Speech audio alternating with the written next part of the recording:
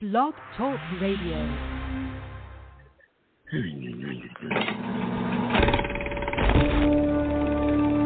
As the 21st century began, human evolution was at a turning point.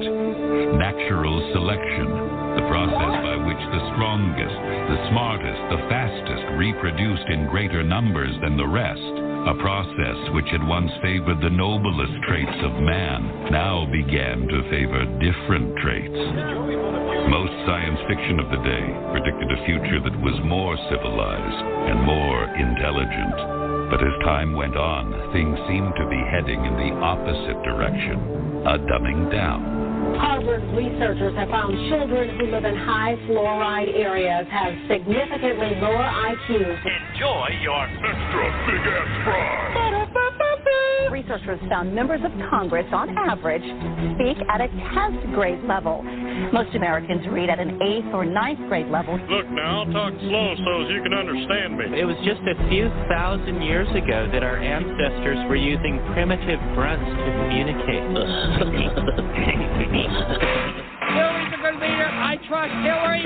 Hillary is a good leader. I stand here as a free slave. You are so dumb. You are really dumb. For real. Mankind became stupider at a frightening rate. You don't like me. You want to know what I found out? Most of England speaks Americanish. I don't feel no ways tired. I believe that our education, like such as South Africa and Iraq, everywhere like such as, and I believe that they should, our education over here in the U.S. should help the U.S. or should help South Africa. What does that mean? Mercury-containing vaccines may help, not harm kids, according to 2 new studies in the journal Pediatrics.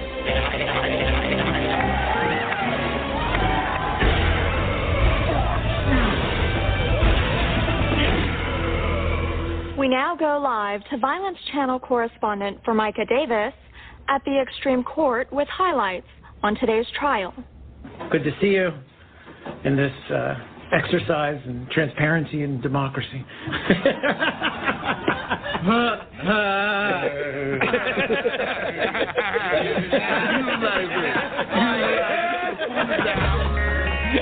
Is that what it is?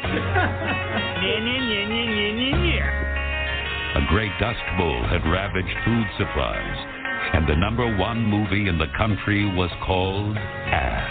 If Mr. Trump is suggesting that there is a conspiracy theory, that's ridiculous. That doesn't make any sense. Of course the elections will not be rigged. What does that mean? Obama, you should run for a 3rd term because we need to... Obama, 3rd term! How many sides does a triangle have? Damn, 4. There's no sides. What's Osama bin Laden most infamous for? Osama? Yeah. Or Obama? Osama. I have no idea who Osama is. Which state does KFC come from? What, the chicken? Yeah. I don't know. I really don't know. Okay, do you know what KFC stands for? Kentucky Fried Chicken. A little further south from that facility, there's a completely separate building where they, get this, change.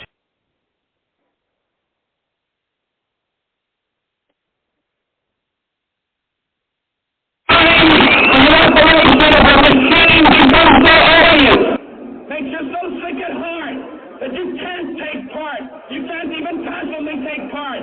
And you've got to put your bodies upon the gears and upon the wheels, upon the levers, upon all the apparatus, and you've got to make it stop. And you've got to indicate to the people who run it, to the people who own it, that unless you're free, the machine will be prevented from working at all.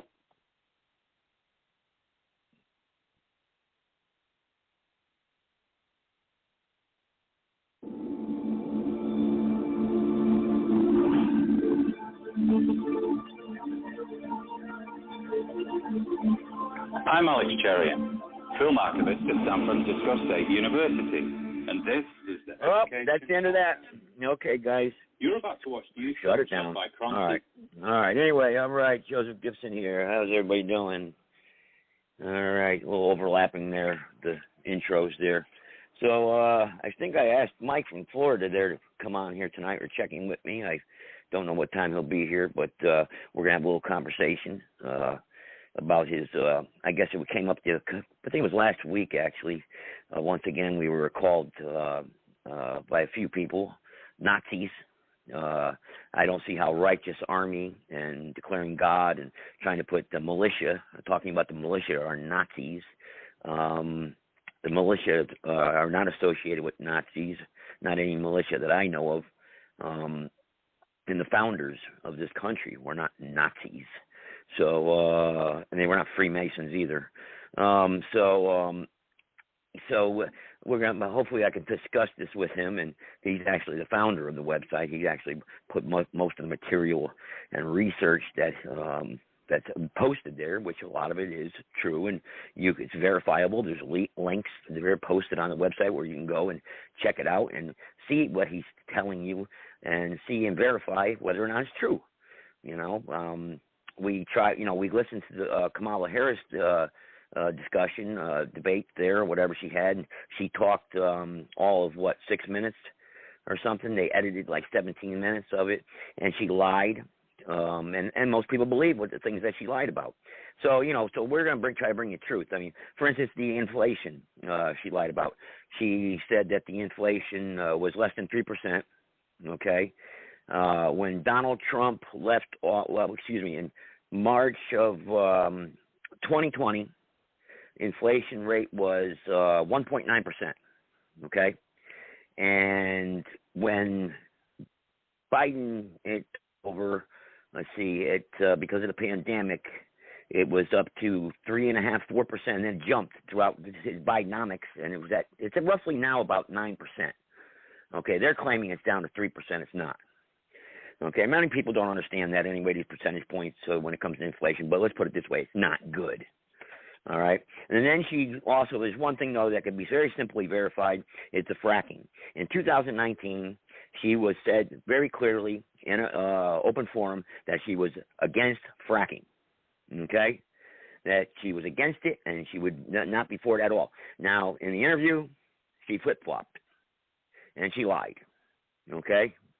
She lied. So now she's for it. And she said she was never against it. So, and then she tried to pat it where she said Biden was against it. And, so listen, she lied. She's a liar, okay?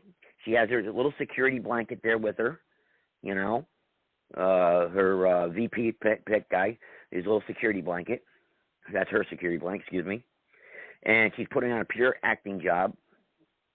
And it's an act. It's a pure act. What she's doing, they're obviously training her very well. Facial expressions, when to smile, not to do that stupid laugh that she does. So they're putting on an acting job. And the VP, his military service record, they have. Matter of fact, there was a video somebody sent me about 1 minute and 26 seconds long of people that served with this guy, and just are pissed off because he's claiming something that he did not take part in. Okay, he did not take part in. So that's stolen valor right there. That right there is it's wrong, and the guy is a dirtbag. Okay, so and besides, for him to order police to shoot at citizens in his state when he was governor, for him to order police to do that is a crime in itself, and that is contempt of the Constitution. I don't care their election of duty. I don't care. Whatever you got, it's a charge. He should be charged for the transgressions against the American people, especially in the state of Minnesota, for ordering police to shoot people while they're on their front porch. Granted, it wasn't with bullets, but they were shooting with little pepper balls or whatever. Okay? Shooting at people just because they're standing on their front porch. I had that video, actually. I wish I could play it. I don't know. Maybe I'll pull it up later. It's not that long where, get in the house! Get in the house! Boom, boom, boom, boom, boom. Shoots at mother and daughter on the front porch. Cop. That cop, if he's still on the streets, which I'm sure he is, should be arrested right away, and be brought up on charges and have a jury trial, and if he's found guilty, you already know, but have a fair trial by the laws of this country, this Constitution, because that's a crime what he did. Those officers, that's a crime. And for us to go on every day and not challenge this or not be talking about this is absolute disgrace. We should be ashamed of ourselves. And the most important issue is she is not a natural-born citizen, Kamala Harris. We talked about that so many times already, but it's important to keep talking about it. Just don't forget about it. Don't brush it underneath the carpet, because this is a crime. Okay? She is not a natural-born citizen. She's not a citizen. She cannot be president. Simple as that, man. I mean, how could we not be addressing this? How could we not be talking about this? Other things. Well, let me go stick with this here, the natural-born citizen thing. Let's see here. The jurisdiction, the court. Let's see here. That's just a template that I drafted up. We don't need to talk about that, but. The background of this. Kamala Harris was born October 20th, 1964 in Oakland, California. Her parents were not U.S. citizens at the time of her birth. Being born. Okay, so what we have to contest here is not being born, okay? Not being born to contest that being born to non-citizen parents, okay? Okay, the challenge here does not qualify her as a natural-born citizen under Article 2, Section 1, Clause 5 of the U.S. Constitution. Now, the legal basis behind this is that we have to argue that the term natural-born citizens, as used in the Constitution, requires that both parents be U.S. citizens at the time of the candidate's birth. Okay? So the Vice President, Kamala Harris, does not meet these requirements and is therefore ineligible to assume the office of the president.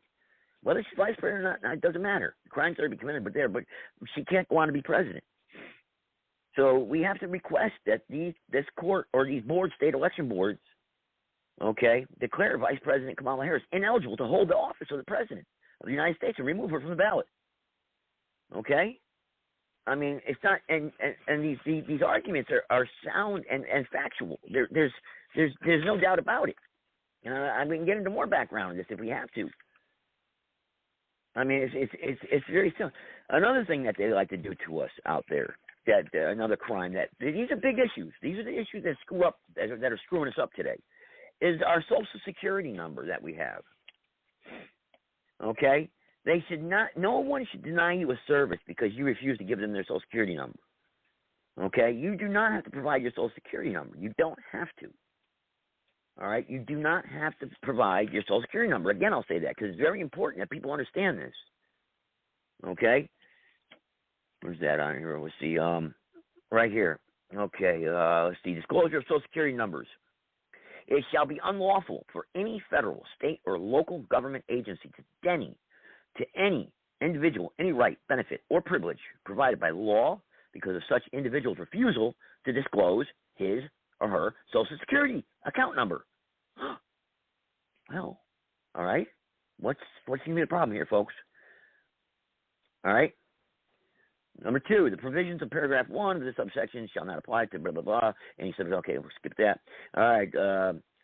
That disclosure of a Social Security number to any federal, state, or local agency maintaining a system of records in existence and operating before January 1st, 1975, if such disclosure was required under statute or regulation adopted prior to such date to verify the identity of an individual. B, any federal, state, or local government agency which requests an individual to disclose the Social Security account number shall inform that individual whether that disclosure is mandatory or voluntary, by what statutory authority such number is solicited, and what uses will be made of it. Section 7 of the Privacy Act of 1974, as amended in 5 U.S.C. 552A, okay? Section 7 was passed into law as a part of the Privacy Act of 1974. Public Law 93-579, Statute 1896. Unlike Section 3 of the Privacy Act, however, which Congress designated as an amendment to Title V of the United States Code, Congress made no such statement about Section 7. Thus, the revisor of the United States Code placed on Section 7 in a historical and statutory note following Section 552, C5 U.S.C. 552. The fact that Section 7 was never codified and appears only in the historical and statutory notes section of the United States Code does not diminish its weight. However, the reverse is true. The code cannot prevail over the statutes at large when the two are inconsistent. Schweier versus Cox. Okay, only a little bit more here. All right, that was in 11th Circuit, 2003, quoting United States versus Whedon, 377 U.S. 95, 1964. Internal quotations omitted. Therefore, Section 7 carries the force of law. To constitute a violation of Section 7, an agency must only request that an individual disclose a Social Security number, but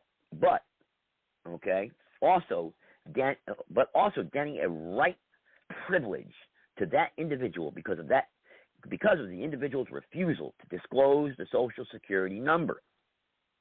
Give some more case law right there underneath it. All right.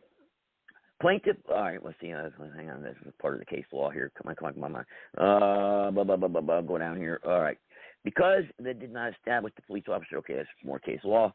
Although this provision applies beyond federal agencies, it does not apply to any disclosure which is required by federal statutes or any disclosure of a Social Security number to any federal, state, or local agency maintaining a system of records in existence and operating before January 1st, 1975. Such disclosure was required under that statute or regulation adopted prior to such date to verify the identity of the individual. Okay? So, therefore, it goes on, it's a $1,000 fine imposed by, it gives you the codes and statutes here by all states, anyone living in any state can impose this. If you walk into anywhere nowadays, basically, and they demand your Social Security number, you sign up for cable TV, just say.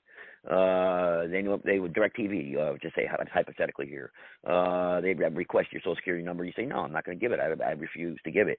No, you have to, sir. It's a requirement. It's our policy. No, I'm not going to give my Social Security. Please offer me some other type of PIN or identifying number to verify my account. Because they try to say that it's our policy to identify your account or identify you as a person. No.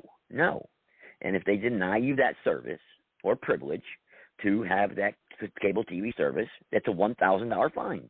If they refuse to provide because they're demanding your Social Security number, it's a $1,000 fine. Okay, sign an affidavit, bam, hit them with it. That's it. Go right in front of any judge. They got the forms right there. I got the forms if you need them. People need to start doing this. Social Security numbers are not a form of identification. I mean, if you guys like your identity being stolen, you like your credit being sold all around the world and on the dark web and everything else, then go ahead, keep giving it out. Give out your phone number, because through your phone number, we can get your address. Through your address, we can get your driver's license. Through your driver's license, you get your Social Security number. And before you know it, they're you. Okay? So you don't give them nothing. You want something, you go pay for something at a cash register, what's your telephone number? Up yours. Give them the police department's number. I used to do that a lot. You know, one person said that to me. Hey, that's a police department's number. I said, exactly. And if there's something wrong with this transaction, they'll know exactly where to find me. You know? So, all right, that's it. Don't give them your phone number. So they can have a marketing scam and sell it for a half a penny around the world. That's 10 million times to make money off you. That's your phone number. You pay for it. Stop being a sucker. Stop giving in. Stop giving in to these mongrel. Oh, we got to fight back, man. There's so many other ways we can fight back. We can do it. We can do it, man. It's not that hard. It's really not. I just don't understand what seems to be the problem here. Why so many people just cooperate and just go, well, what's it hurting? What's the big deal, right? What's the big deal? Just give it to them. No. We got to stop this. We've got to. We must. It's the only way we can. It's our only shot. 657-383-0616. Press 1. Where is case law in the U.S. Constitution? What are you talking about? Where is case law in the U.S. Constitution? What are you talking about? What are you talking about in the chat room now? Where is case law? Where did I say anything? Did you not listen to anything I was saying? Pay attention to what I'm saying. Where is case law? It's just references. There were people have it's notes that I have underneath. I mean, you weren't paying attention in the chat room, as usual. Like most people don't. Anyway, I'm trying to help people out here to try. I mean, if you want to continue giving them your Social Security number when you go do, this, because of people like everyone out there who cooperates, I have to fight like this. Because when I go into a bank and open up a checking account or something, I don't want to give I'm not applying for Social Security benefits. So therefore, there's no reason why I should have to give my Social Security number. Matter of fact, my great-grandmother on her Social Security card, okay, back from the 1930s, it used to say, when the very first Social Security cards were issued, it used to say, not for identification purposes. It used to say on the back of her card. I remember her telling me that. That's why it always stuck in my head all these years. The new cards don't say that. Why? Don't allow them to use that as an identifying way. Now, back to this Kamala Harris thing. Look, man, we cannot – we have to focus like a laser beam on that one particular issue. Everything else she's talking about, I know I talked about some issues too about her lying about this and that, but we shouldn't do that. We should focus like a laser beam on the natural-born citizen thing. She's not eligible to be president of the United States. She's not even eligible to be vice president. We've got to be contacting our state election boards and challenging her candidacy. Okay? I don't think you'll have standing if you try bringing it into a federal court as a citizen. I don't think you will. They'll probably use that argument against you. But so the only way I think people can really do it is first is going to a state election board, okay? Everyone should be doing – I mean, what? Come on, man. 50 people can't do this? I mean, one person from each state? We can't do this? I'll do North Carolina. Now I need 49. I mean, come on. To save our republic? To obey the Constitution? I mean, otherwise everything else is just null and void. It doesn't matter what we do after that. None of it matters. I mean, come on. There was something else here I had, too. I think I was trying to get Mike to call him, but domestic foreign corporation upon domestic foreign corporation. I had some stuff here on the United States being a corporation and stuff, and that would have been good to talk about tonight, too, but I don't think he's here yet. So 657-383-0616, press 1 if you want to talk. I got some other things here I want to bring up, stuff that I actually was doing some research on. And again, these are like very important issues here that we've got to be focused like a laser beam on. Because listen, we can all see what's happening right now in our country. I mean, if you like it, then don't pay attention to anything I'm saying. And if you like, paying the prices at the grocery store or at Home Depot or, the lumber and supplies and services, you like paying gas prices like they are, then by all means, just keep allowing things to go with the way they are. Don't fight. Just, don't stand up for your rights. Just let it go. You're happy, I guess. Just go ahead. Because you're just, the New World Order attacks and feeds on you and you like it, so you keep on going with it. But me, I kind of want to be free. I want to self-govern. I don't want the government on my business. I can't see me ever calling 911 for anything, really. I mean, if I had a house fire maybe, but I'm pretty prepared. I have fire extinguishers and stuff. Maybe something like that. But other than that, I would never call the police for help. Call the cops. Call the cops. Never. Why? I don't need them. What do I need them for? I'm a grown man. I can handle things on my own. I don't need help from them. That's another problem in this country. People calling the police on every little thing. My neighbor's grass is 2 inches taller than mine. Call the cops. They've got everything. They call the cops on everything. It's like stupid. Leave the cops alone. Okay? When you see one, go park someplace. We'll call you when we need you. I don't need you driving around in my neighborhood. I don't want, but other people like it. They enjoy it. They have to have the cops around. I mean, they every little thing they call 911. Every little thing. I can't see myself ever calling them for anything. I don't need their help. But other people, they like to be coddled. They like that rescue net. They like that net of government saving them. They like to be protected. It feels safe. It feels good sitting on my couch knowing I got a government out there that's protecting me, right? Watching everything I do, listening to my phone calls, watching me through my cable TV. Yeah, feels good. I got nothing to hide, you know? No, I have everything to hide. It's called the Fourth Amendment. But other people, they love it. They enjoy it. I don't want to ruin my good name, you know? They'll never speak out against this government. They'll never speak out about anything. Because they could just go along to get along. They like cooperating. They like being the green police. You know, back years ago when I was landscaping, the Obama team was out there. They were starting that green police crap up. Remember, I'm sowing some grass, sowing in a yard. I'm working with one of my guys there. We're sowing the thing, trying to hurry up. You know, it's at the end of the day. And two guys come walking up, right? Well, I walk right across the damn lawn, too. You know, after I just mowed it. You know, walking up there. Wow, that looks great. Guys trying to be all nice, like a wolf in sheep's clothing. Well, I got some bad news for you.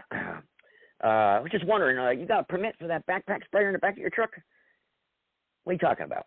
Well, yeah, I got to use a backpack sprayer in the back of your truck. I said, yeah, so what? How you know that's my truck? Well, I've seen you guys working, so I just assumed, you know, you're grabbing tools out of it. Okay, well, this is my truck. Well, you know, you're running a business here. I said, well, stop right there. I'm doing this as a hobby. Shut him down right there in the spot, which I wasn't. I wasn't really running a business, but he doesn't need to know that. It's none of his business. How about that? So, you know, and he goes, you know, so he wanted to know who the homeowner was. I said, he's in Japan someplace. I don't know. So he was going to start grilling him, asking him questions. So, you know, but because he wanted to find me because I didn't have a permit to spray chemicals, to spray Roundup, weed killer. I need a permit to do that. I need permission from the government, you know, because I got to take a course to know what a weed is, you know? No. But see, I shut him down. So you tell him you're running a business. That's it. You open the doors to all that change, to tyranny. You know, you got to be careful. I had to always be careful with that. Thank God I escaped it, man. You know, 18, 19 years I did this stuff. Thank God I don't do it anymore. But, I've never registered no damn business. I'm registering nothing, you know. So, but anyway, it was a pain in the neck cashing checks. I'll tell you that. That became a nightmare. Oh, it was hard getting checks cashed. But, you know, you have to have your name registered. You know, you got to be a part of the system. Got to be part of the New World Order. You got to have your name in the system. You know, I avoided all that. I didn't want all that. Don't need them bothering me. All right, here, first caller here. Here we go. Go ahead, private caller. You know something, Joe, that really kind of gets to me? Now, I got a pocket copy of the Constitution here in my hand right now, and it's 47 pages long. 47. Let me say that again. The common law document for the United States that everything else is supposed to be derived from when it comes to governing and law. The common law document of the United States, the Constitution, my pocket document with every word in it, including all 27 amendments, the first 10, of course, of the Bill of Rights, is 41 pages long. Clearly, it ain't no dictionary. They don't give you a definition for it. They don't give you a definition for taxes or imports or excises or legislation or, any of the terms of the Constitution except one thing, treason. That's it. It's the only thing they define. It was never intended to be a dictionary. It was never intended to be an encyclopedia. It is a common law document that you can understand the meaning of if, and this is where the big brouhaha comes in.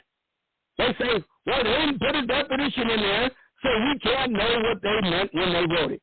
Yes, we can, because they did a lot of writing back then. They put words in books. They had dictionaries and encyclopedias back then. They had commonly accepted words and terms, like well-regulated. They knew back then what well-regulated meant. It didn't matter about the federal regulation. Today they would say, it's a whole bunch of federal laws meant to infringe upon your rights. No, back then it meant well-organized, well-trained, and disciplined. That's what well-regulated meant. They use the term all the time. Well-regulated clocks means one that was properly maintained and assembled. They said this is a well-regulated clock. This is well-regulated machinery. Stuff like that. They use those terms regularly. Sarge, The reason why is we've got people out there, like when I opened up tonight, we got people calling people Nazis because they have a website they're not Nazis, you know. I mean, and we got people. That's just one example. It's one example. And then you got people, like I said, who like the safety net of government. They want the definitions being provided for us because it's too hard for us to figure out, even though there's nothing to figure out. Well, see, look, whenever any provision of the Constitution is established, whether it was done in 1787, 1789, or 2021, it doesn't matter. You look at the definitions and common usage at the time the provision was established. It's like natural-born citizen. There was a common understanding back then of what a natural-born citizen was. They didn't need to define it in the Constitution. Everybody knew the term, knew what it was. Let me give you an example. Now, we know we take our laws to Sarge, English your audio common is law. terrible. Sarge, hey, Sarge, people in the chat room are saying your audio is terrible. You're terrible. The audio is crackling again like it was last night. Hold on. Yeah, well, they're complaining. I wasn't going to complain. I noticed it, but they're complaining. I better say something about it, you know. What's that? What's that? Yeah, go ahead. I can hear you. Yes, okay. It's better, I think. Okay, well, let's take a look at, you know, like English common law, from which United States common law is modeled. There is no provision anywhere in the centuries of English common law for a natural-born citizen provision for any governmental office. In fact, if you recall the history of Great England and Great Britain, one of the big fights in English history was the Scots and the English over Bonnie Prince Charlie, remember?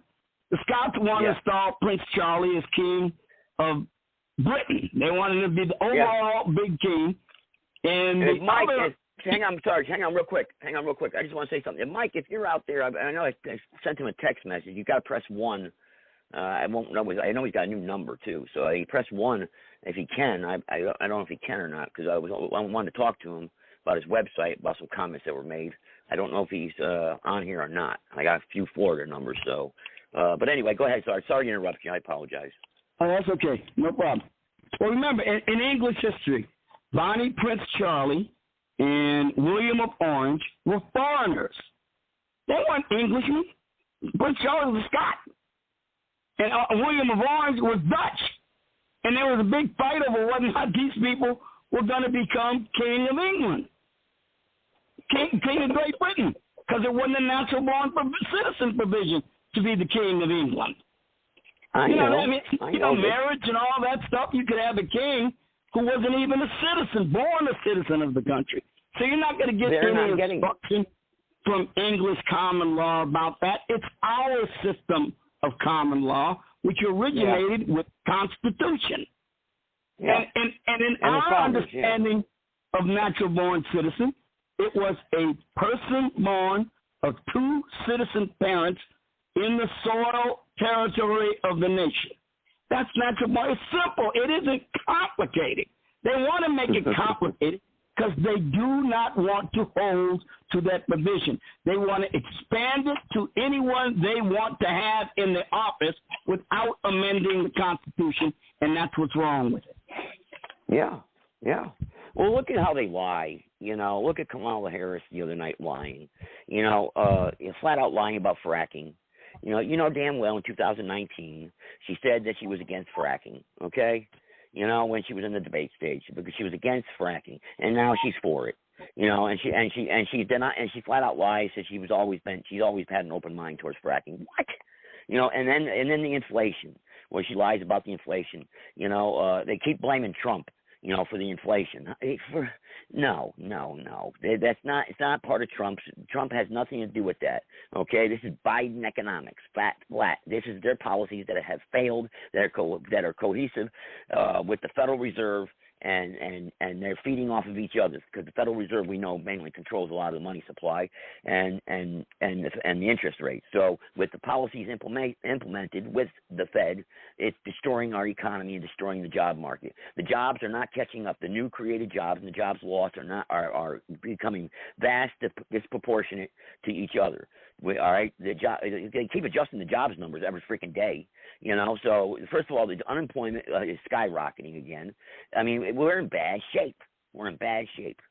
But these people out there, I just don't understand how they cannot see this. That Kamala, bad. Trump, good. Kamala, bad. Trump, good. You know, they just don't see it. You know, I just don't understand. Well, you know what? You know? By the way, you were talking about Social Security numbers. When I first went in the Army, I had an Army serial number. It was an Army serial number. It started with RA because I was regular Army, and then it gave me a 7-digit number after that. It was unique to me. Yep. No one else in the Army has ever had it before or will never get it again since they eliminated the Army and the Armed Forces serial numbers. They told me my Social Security number would be my identification number while I was still on active duty. They changed it while I was on active duty. They took away my Army serial number. Well, they didn't take it away. They stopped using it for purposes of identifying me. Then they used Social Security number to identify me. So if I was captured as a POW, I was instructed to give my name, rank, and Social Security number to the enemy. That's what they told me I had to do. That's the only things I was required to do by the enemy is give my name, rank, so they can report my capture to the Red Cross or whatever they're going to report it to. You know, and so when you stop thinking a major institution like the Armed Forces of the United States is actually using Social Security numbers today for identification, that tells you something, doesn't it? Yeah. I got Bianchi on here, too. Let's bring him on. I saw Ron Reck in the chat room, then he left. This guy, the lightweight, he says the word Constitution means to establish. That's what he says. I don't know. Well, it doesn't say it in the Constitution.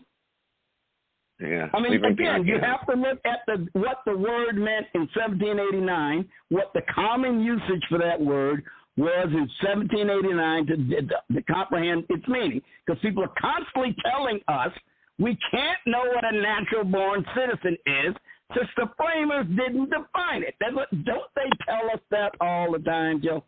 We can't know. Yeah. It could be anything. We don't know. They didn't define it.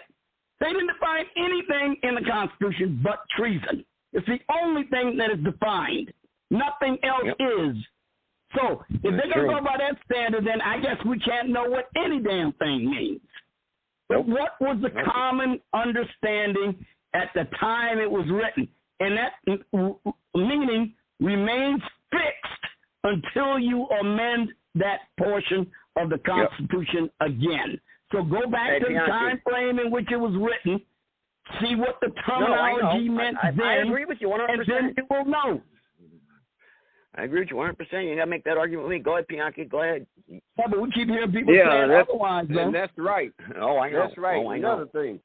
Social Security numbers were supposed to have been used for tax purposes only, not to be used any other way. With the Social Security Act when it first started. Now they use it on your driver's license and every other damn thing. Yeah. It just goes tax to show purposes and Social Security. Yep. Yeah.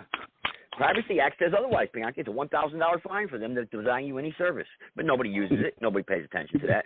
I got the forms. I'll email them to anybody. You got to tell it to the armed forces then. Well, it also says though federal statute, any federal statute that may say so. If a federal statute for the Army or whatever, I bet they cover their ass over there though. You know. I know they do, but it's not. I don't think it's right. Yeah. But I knew Ron Reck was going to run away because I was trying to bring up that issue about him calling. It was him that did it, actually. He was saying that Mike down in Florida with his website, the Nazis, we're all Nazis. Anybody that's part of the righteous army. So, or anyone that, because my name's on the website with my podcast show, I'm a Nazi. That's what he was saying. So how is the militia a Nazi? How are you a Nazi if you're part of the militia? What's the deal with that now? Is this another new thing now, or is this the thing that's going to start pounding? Joe Gibson, you can't pay no attention to these damn fools, man. Yeah. You're going to drive. Well, you're bipolar, That's what they said. They said you're bipolar. And recharge is AI. Well, I do hit with both hands, by the way. Ron, Great. Oh, I stuck up for you. I flipped on him. I snapped on him. I was having it out with him. Go listen to that show. I was telling him where to go, how to get there, the quickest way to get there. Well, if you don't think like they do and go along with their ideology, they want to tear yours down. Why don't they just go someplace else, start their own thing, and we wish it good luck? Well, no, they want to tear yours down. They want to read my yours and all this crazy stuff. Yeah, they follow you around. Yeah. Well, he's probably doing a show now because that's why he checked into the chat room. You know, he's probably doing a show now. You know, he wants to do a podcast now because he's trying to compete with me so he can pull over his couple little henchmen over there, you know, which is fine. You know, I don't remember him from years ago when he was doing a show. He says his show was so popular. I don't remember it.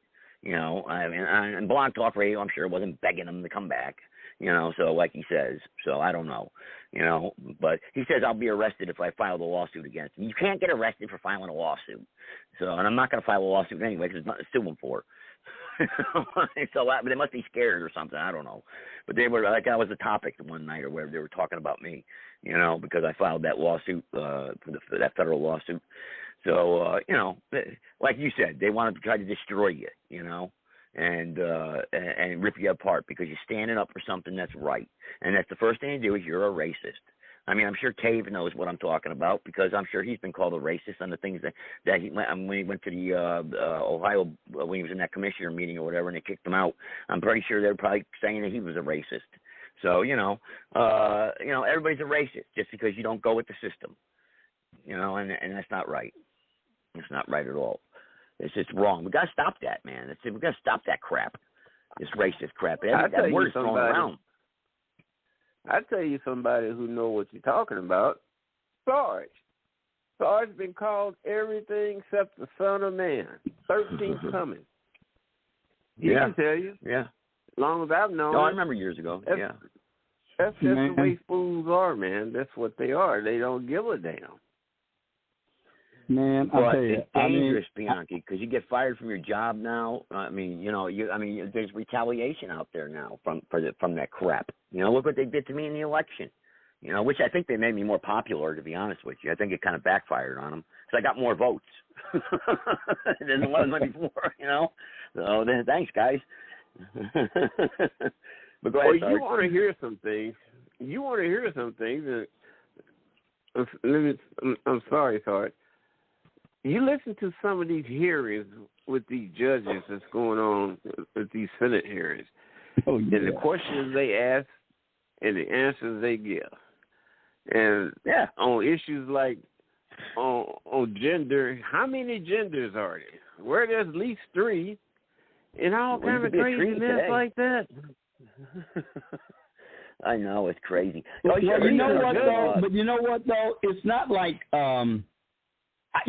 that I'm necessarily going to down a judge for not answering an issue that's in present controversy on which they might have to rule.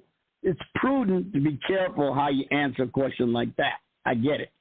But they'd be asking questions like legal concepts that might come before them, like stare decisis or precedent or something like that, which is just a legal concept that every judge ought to be completely acquainted with. You know, rules of evidence and stuff like that.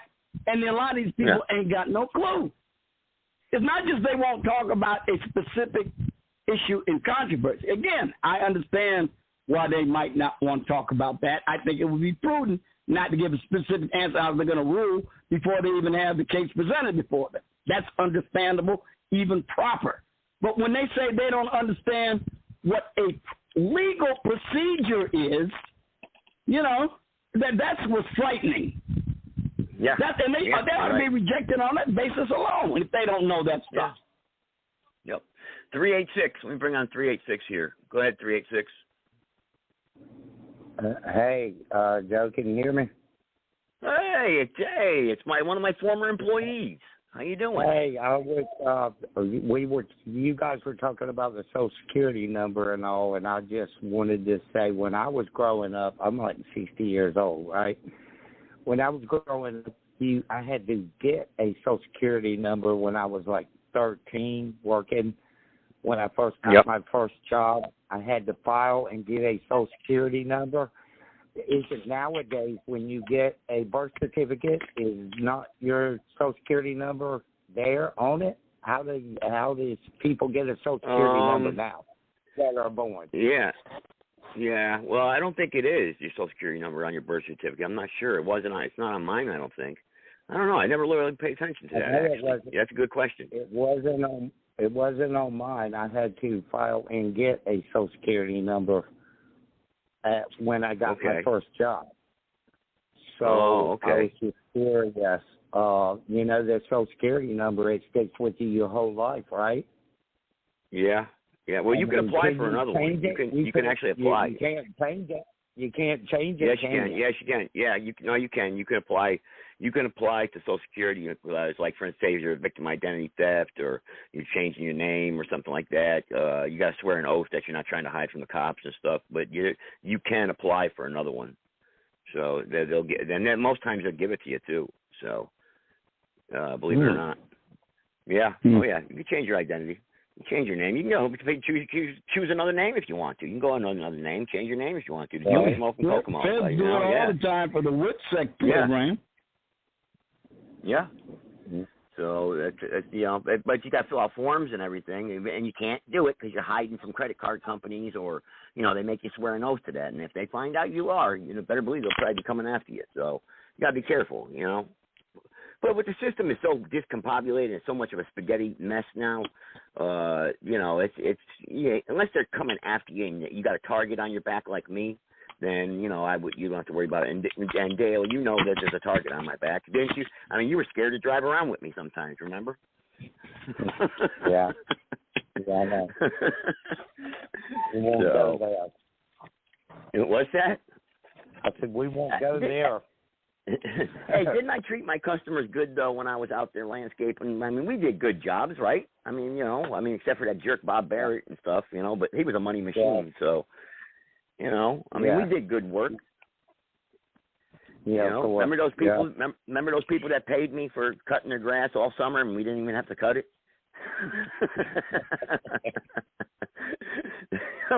They were. Well, I don't know what religion they were, but we were aerating their yards, right? There were about 5 of them, and they were all like a family that came over from Sri Lanka or someplace. I don't know, but they had towels all on their head and everything. They weren't Muslim, and they were doing like a prayer. Well, I don't know, like when we were aerating their grass.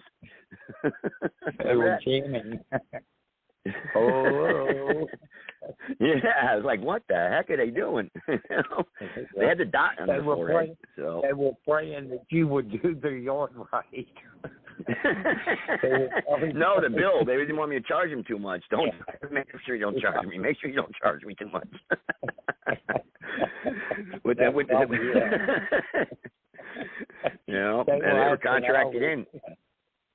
They were they were contracted in, man. But I don't know, but who was the guy that wanted to get me arrested or whatever? Because that was Bob Barrett when blowing leaves in the lake. He said the EPA. He was going to call the EPA, and I had an EPA sign on my back of my truck. I put an EPA sticker. I said, I am the EPA. He goes, where the hell did you get that? Like you control where the leaves fell. Yeah, I know. People are nuts. But this is what I'm talking about, though. People are weird. Oh, I was talking about that guy. Remember those people that came up when we were sowing the grass, and he said he wanted a permit because we had a weed sprayer. Remember? I don't know if you were on the line when I was bringing that up. Remember that? You were with me that day. Yeah. When the guy came up, I told him, I said, no, I'm doing this as a hobby. He didn't know what to say. He was pissed. Get the hell out of here, man. You have license. I don't need no damn license. Get out of here. But anyway. The EPA was something. I mean, that was a good one, huh? We're going to control where the leaves fall. Oh, I know. They fall in the lake anyway, the trees. From the tree. The guy was, listen, guys, Sarge, this guy was flipping out because I had an employee. It wasn't this guy on the phone. It was another guy I had working for me, this kid, Brad. He's blowing the leaves, right? He's blowing them into the lake, some of them, probably because it was easier to blow them in the lake and rake them up. But he's blowing them in the lake, and the guy is having a fit. He says, you can't do that. That's polluting the lake, and it's going to kill all the fish. And I said, oh, my God. The guy was nuts. He went berserk. Wait a minute. Well, what does he say if there's a high wind and the wind blows the leaves into the lake? That's our point, And he told me, you better bring your checkbook. There's going to be a $3,000 fine. I'm calling the EPA, and I came with an EPA sticker on my truck. Oh man. Seems to me the fish can eat the leaves in a lot of cases. I mean, you know. Well, yeah. I don't think it would hurt the lake. Who knows? This guy was a weirdo. I mean, they eat any kind of organic matter. A lot of the fish eat any organic matter that comes to the lake and settles to the bottom of the lake bed. They run around there, so they got scavengers with it. Fish down in there eating all the stuff that's been died, and whether it's a leaf or whether it's a mouse, and down there eating it. Yeah. Listen, this guy used to pay us to mulch leaves up in the woods. I mean, just and pick up trash on his road. He used to he used to pay us to walk all the way up and down his road. Just walk. And I want to say I'm charging this guy $80 an hour now. You know, he's paying us to pick up trash. Burn leaves, stand there and watch a fire all day. I mean, hey, king, you know, day, that's fine by me. You know, I'll leave 3 guys here. You know? Well, those are the kind of jobs a lot of American young people used to take while they were going to school and coming out of school, after school, that now a lot of illegal aliens are taking. Yeah, oh yeah. I did jobs like that, kind of jobs like that when I was still in high school, man. I worked at Funtown Amusement Park, you know, doing that roadie They've taken stuff. the painting jobs, Sarge. They've taken I was doing janitorial work. I've been doing lawn work, yard work. Now, all that stuff, and all of my friends were doing the same thing. We want to pick up a little extra cash. Yeah, it's all gone, all those jobs, service jobs. Mary Ann used to pay you to take her garbage cans to the road. You drive up there to take the garbage cans out to the road. Yeah, this is how lazy these people were. They had so much money. They pay me, right? It's a 45-minute drive. Drive up to their house just to walk the garbage cans down to the road. It wasn't that long of a walk either. You know? Yeah, pay me. Just drive up there and do that. That's how rich these people were. I mean, because they didn't want to touch the garbage cans. They were too dirty. Man, people are wacky, man. Weird. But this is what we have out there in society. Yeah, but they provided a job for you. It's like, remember the wealth tax they had to, and they wanted to tax yachts and all that stuff? And then somebody finally pointed out to these dummies, yeah, you might be envious at rich people because they can afford yachts and they buy, but blue-collar, middle-class people build and maintain the damn thing. And they began to see that when these wealthy people were cutting back on the yachts they were buying, guess who was getting hurt? The people who build them and who maintain them. And all the other services associated with the yachts that are done by middle-income people. There was only one job.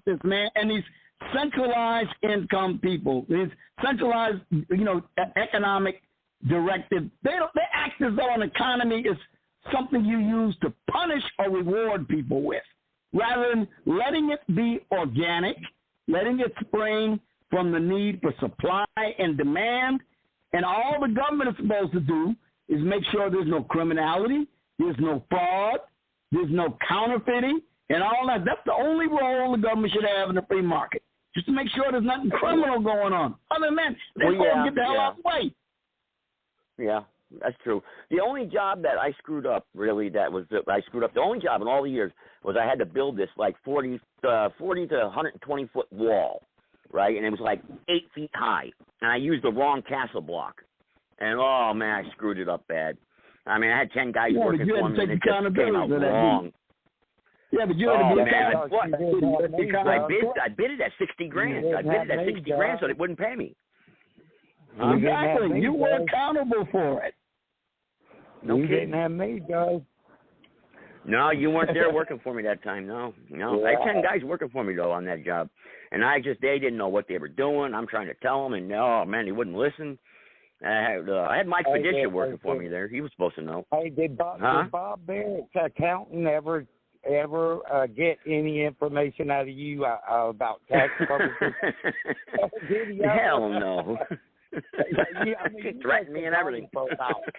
They wanted that Social Security number. Yeah, I know. I'll tell you one thing. See, this is why what you were talking about earlier with Kamala Harris. See, people like her think they're some of the stupidest people who've ever existed. And they think they can manage something as complex as I understand it's not truly a free market anymore, but something that has a great deal of its origins in the free market and the complex interplay of billions of transactions a day. And they think they can actually manage something like that. And you can't.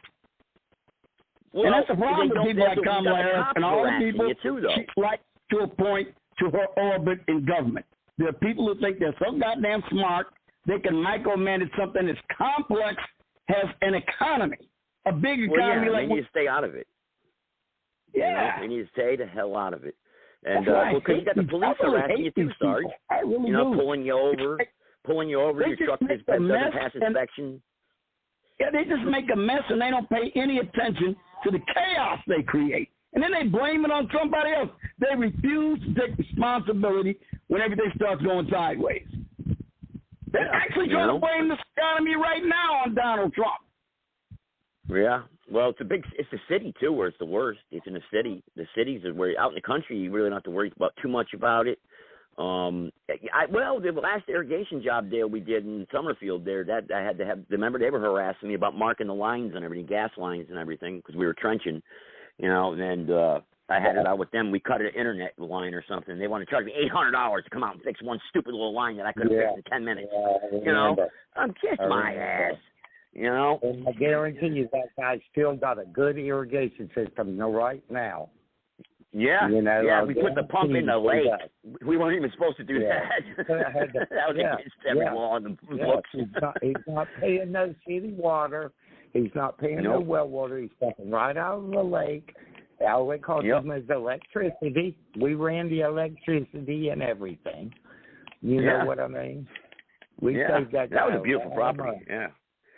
Yeah, well, he turned to be an asshole, though, because I charged him $500 extra because of that pump.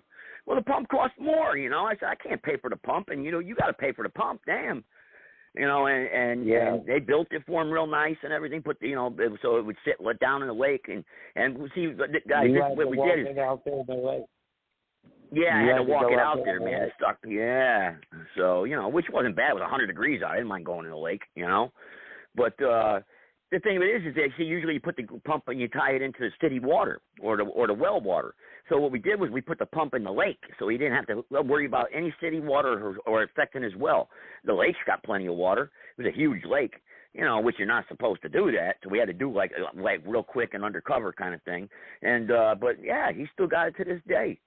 That was what, 8 years ago we did that? At that lake, I've done that before at that same lake before. It was okay. The whatever you call it, the homeowners. The homeowners association. Yeah. He ran it. That's another thing. These HOAs. Yeah. That's crazy. We did it. I never heard of such a thing.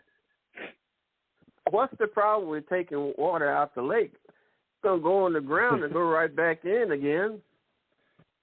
The HOA rules. HOA, the homeowners association, they come up with these rules. You can only have your shrubs 4 feet high. You can't have a fence in your yard. Environmental bullshit. You're fucking environmental with the crap. You're fucking with the fish. Bullshit.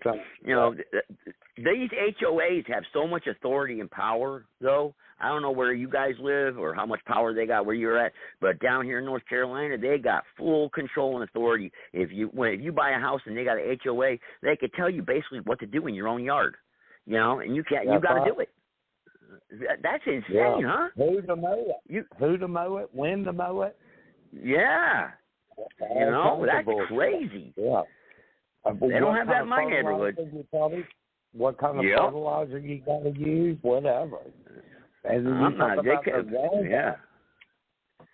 Well, I knew a homeowner got fined in a city because they had the wrong colored curtains. The colored curtains they had up against the window. My Lord! No shit. Wow. Yeah. I mean, they be getting on you because they don't like the color paint you paint your house with. My Lord! I was living in a historic district, and you had to paint your house a certain color.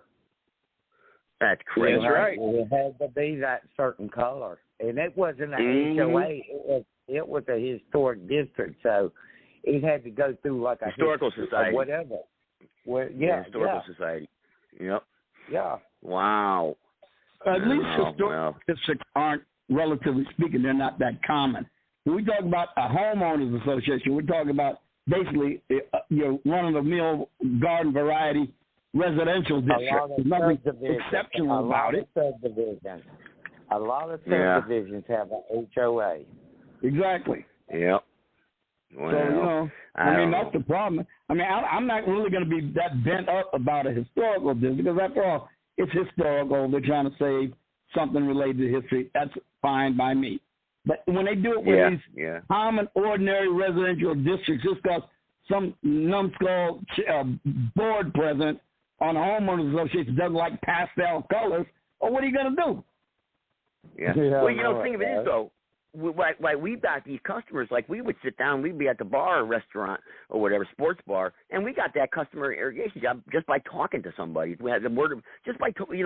Hey, what do you guys do for a living? Bam, he hired us. What did we get? Like 7 customers from that restaurant? That's how you get your business.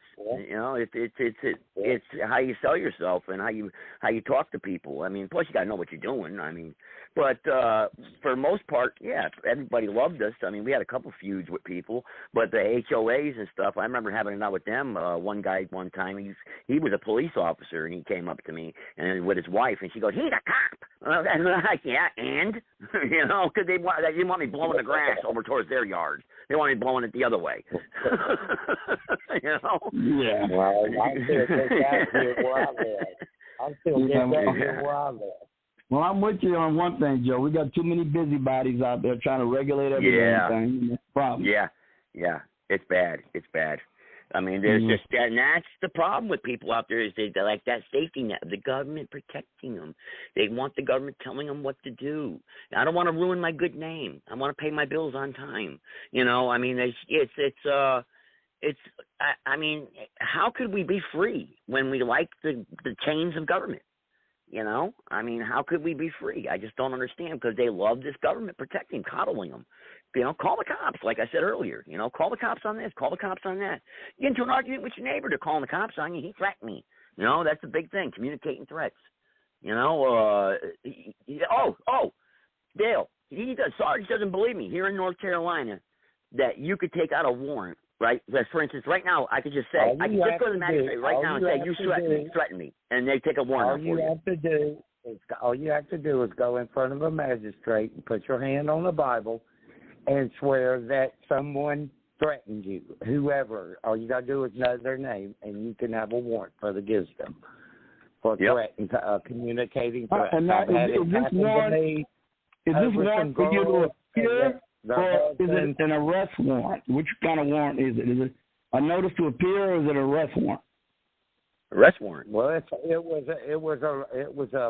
was a misdemeanor, but it was a warrant. I didn't get arrested. You can get a bond and everything. You can put a bond on you. You can get a bond. Well, I understand it, but what I'm trying to specifically understand is, because I understand how this thing works. Depends on the jurisdiction, but usually in a case like that, they give you a notice to appear as a result of the complaint. It's not really an arrest warrant. You have to show up at a particular adjudicatory hearing at a. They bring you to jail. They bring you to jail. If you don't show up. Sir, this was a warrant. I had to go down and turn myself in, which all I had to do was, and then they set a court appearance where I had to come back and show up at the court appearance. But I was convicted. One time I got convicted of communicating threats with a woman that I didn't even know. I never knew her. Did you have to put up a bond? Did you have to put up a bond when they put out this warrant? No, I didn't, because I don't have a big criminal record or nothing. So no, I did not have to put up a bond, but I did have a warrant for communicating threats. Yeah, it was called a warrant. I never communicated threats to nobody. Yeah. All you have it to was do a warrant. Some people get bonds, Sarge. Some people get burned. In the state of North Carolina, you go in front of the magistrate and you put your hand on the Bible and you say that they communicated threats towards you and they will issue a warrant.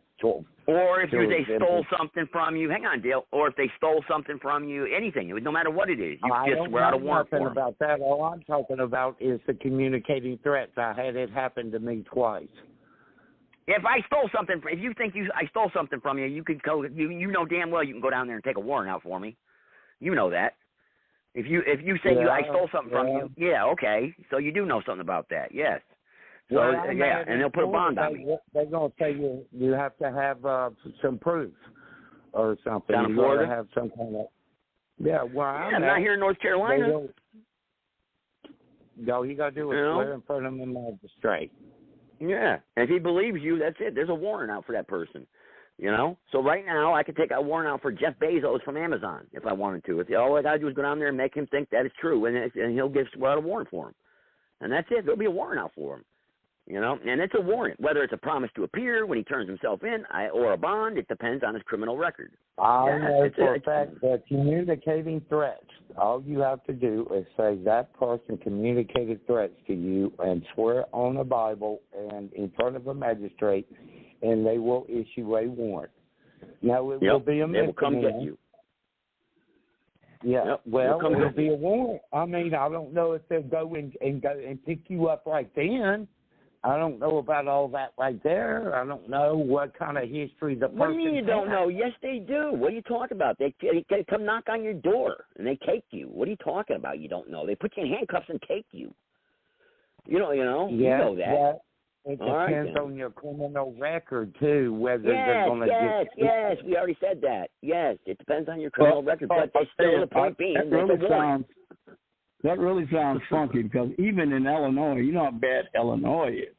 In Illinois, such a thing would have to be accompanied by a judge making a determination of probable cause that there is sufficient evidence to enter any such warrant like that, because those warrants are issued like in Illinois courts, but they're always based on some sort of probable cause hearing before a magistrate who determines what the evidence is to support the charge. Or witness. Right. And I'm just saying, this sounds like it's just automatic. Well, it can be. I swear to God, dude. Dude. Sarge. His name is Sarge. It's crazy, man. I don't know how it is now because I'm not living in that state.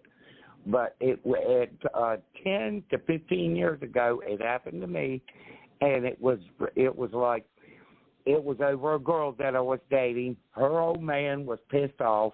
And he said I said all this shit, and his mother said I said all this shit, and I had a warrant against me for communicating threats. I don't have to sit here and tell you I'll kiss my ass. I guess that's communicating threats, right? Yeah. I mean, you know what I mean? I don't know. Define communicating threats. Well, like you said, funky. That's crazy. I don't think that would be enough. Under normal circumstances. Oh, it is down here. Yeah. It's crazy, Sarge. You should see the cases in the court, man. It's crazy. This guy was cussing at me in the woods. And they took out a warrant for that. You know what the hell kind of crap is this? When I first saw this, I said, man, I don't want nobody knowing my name. I mean, geez, I'm running like that in the South. I mean, man.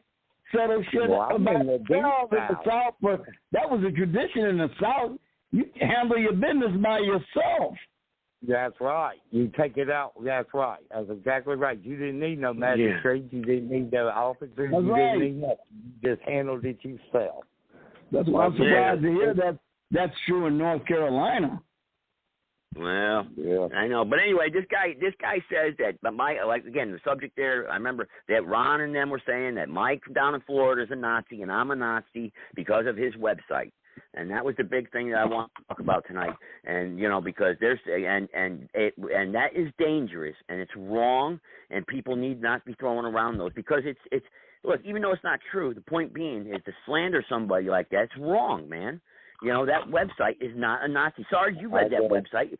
Being a part of the militia is Nazi. You're not a Nazi if you're part of an American militia. For goodness sake, that's a part of our Constitution, our founding document, our founding fathers.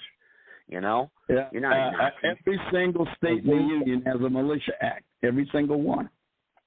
Yeah. Who's to say does that make every state racist? I guess, according to them. Well, they said this website's now about it. Who's to say now we're talking about it and they're calling us Nazis because we're talking to you about it? You know what I mean? Yeah. That's crazy. Oh, yeah. That's crazy. Well, I know. That thing doesn't get any traction with me because I know what the tradition of the militia is. I've read extensively on the militia. I've studied on the militia. I've written about the militia. I've had debates with people about the militia. I know what the militia is, and I know what it isn't.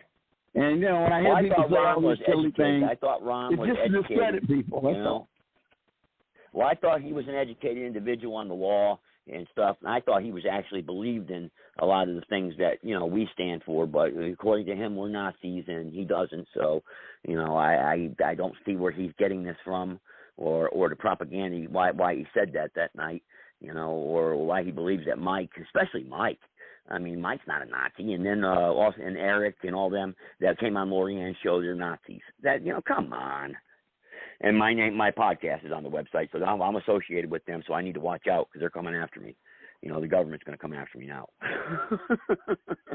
Do you really think? I mean, if that's what they're coming after me for, then I definitely got nothing to worry about. But imagine. Has anybody ever asked these people what the states did with the militia before the National Guard was established in 1906? We lived most of this country's history without a National Guard. I got a hand up here. I got another hand up here, so let's see who this is. 503, go ahead. You don't know who this is?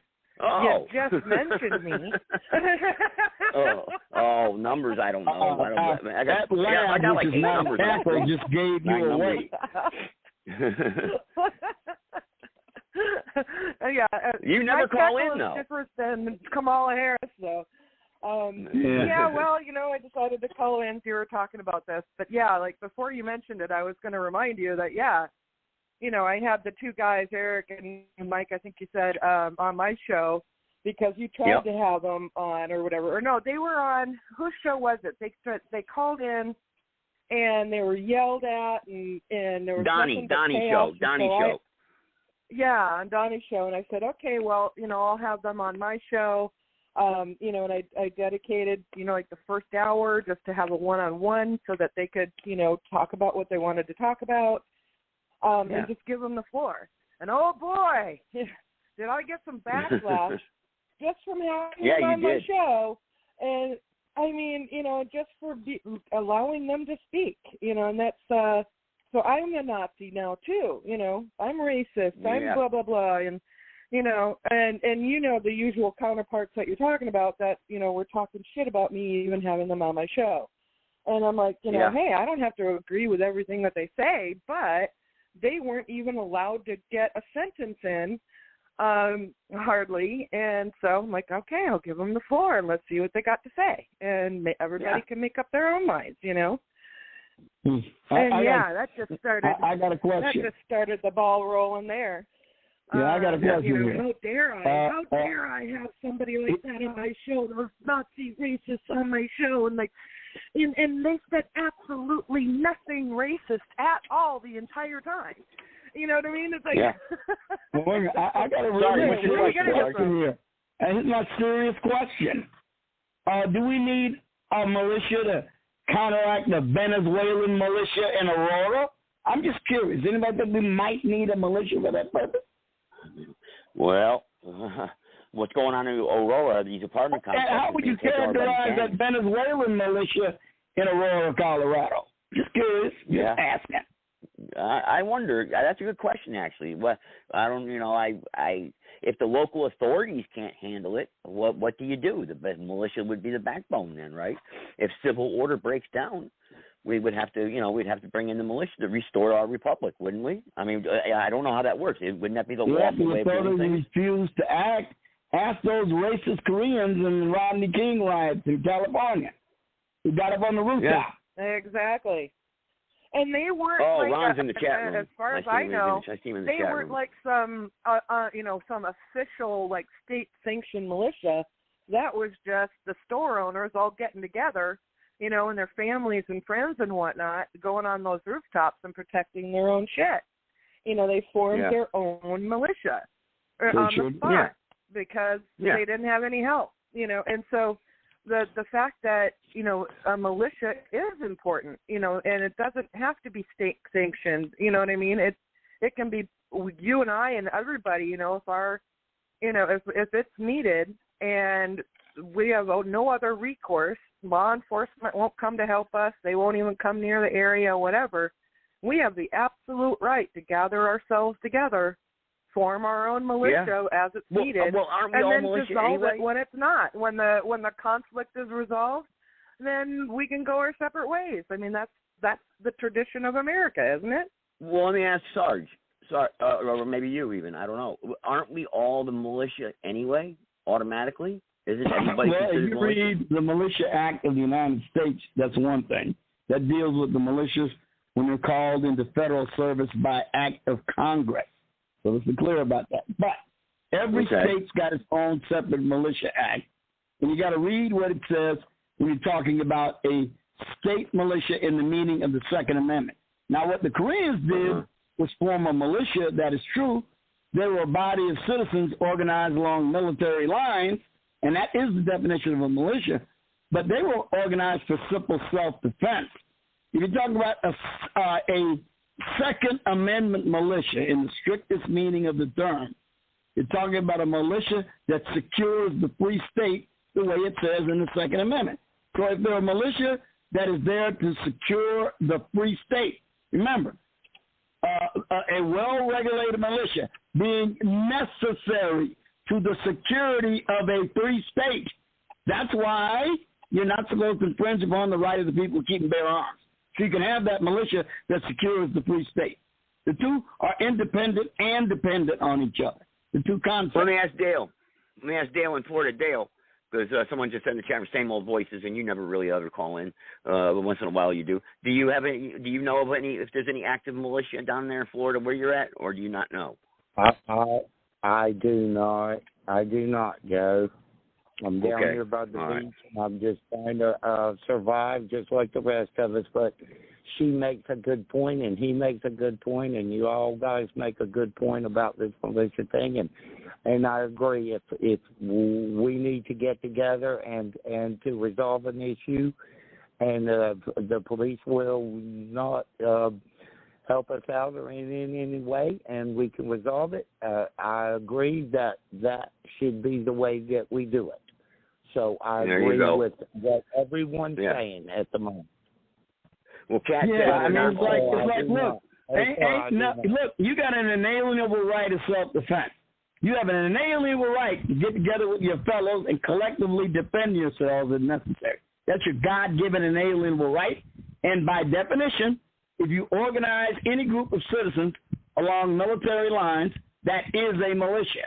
But again, there's a distinct difference between that, which is organized strictly for their own self-defense because of local circumstances and civil disorder, as opposed to a militia that is responsible for securing the free state as a whole. There's a bit of a difference legally, and if you read the militia acts in the various states, you can understand that distinction. But one is no less valid than the other. I want to make that clear, too.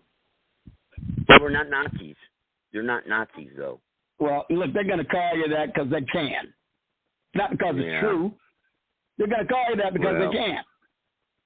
That's what Ron said or Kat said that night, you know, and I highly disagree with that. That's not right. Look, okay. Everybody, look, you know, opinions and sphincter muscles are very similar. Everybody's got one. So, you know, I mean, they're entitled to it. But I'm saying if you're going to say someone is a Nazi, Nazis have a distinct definition. It's the ideology of National Socialism, specifically the National Socialist Deutsche Arbeiterpartei.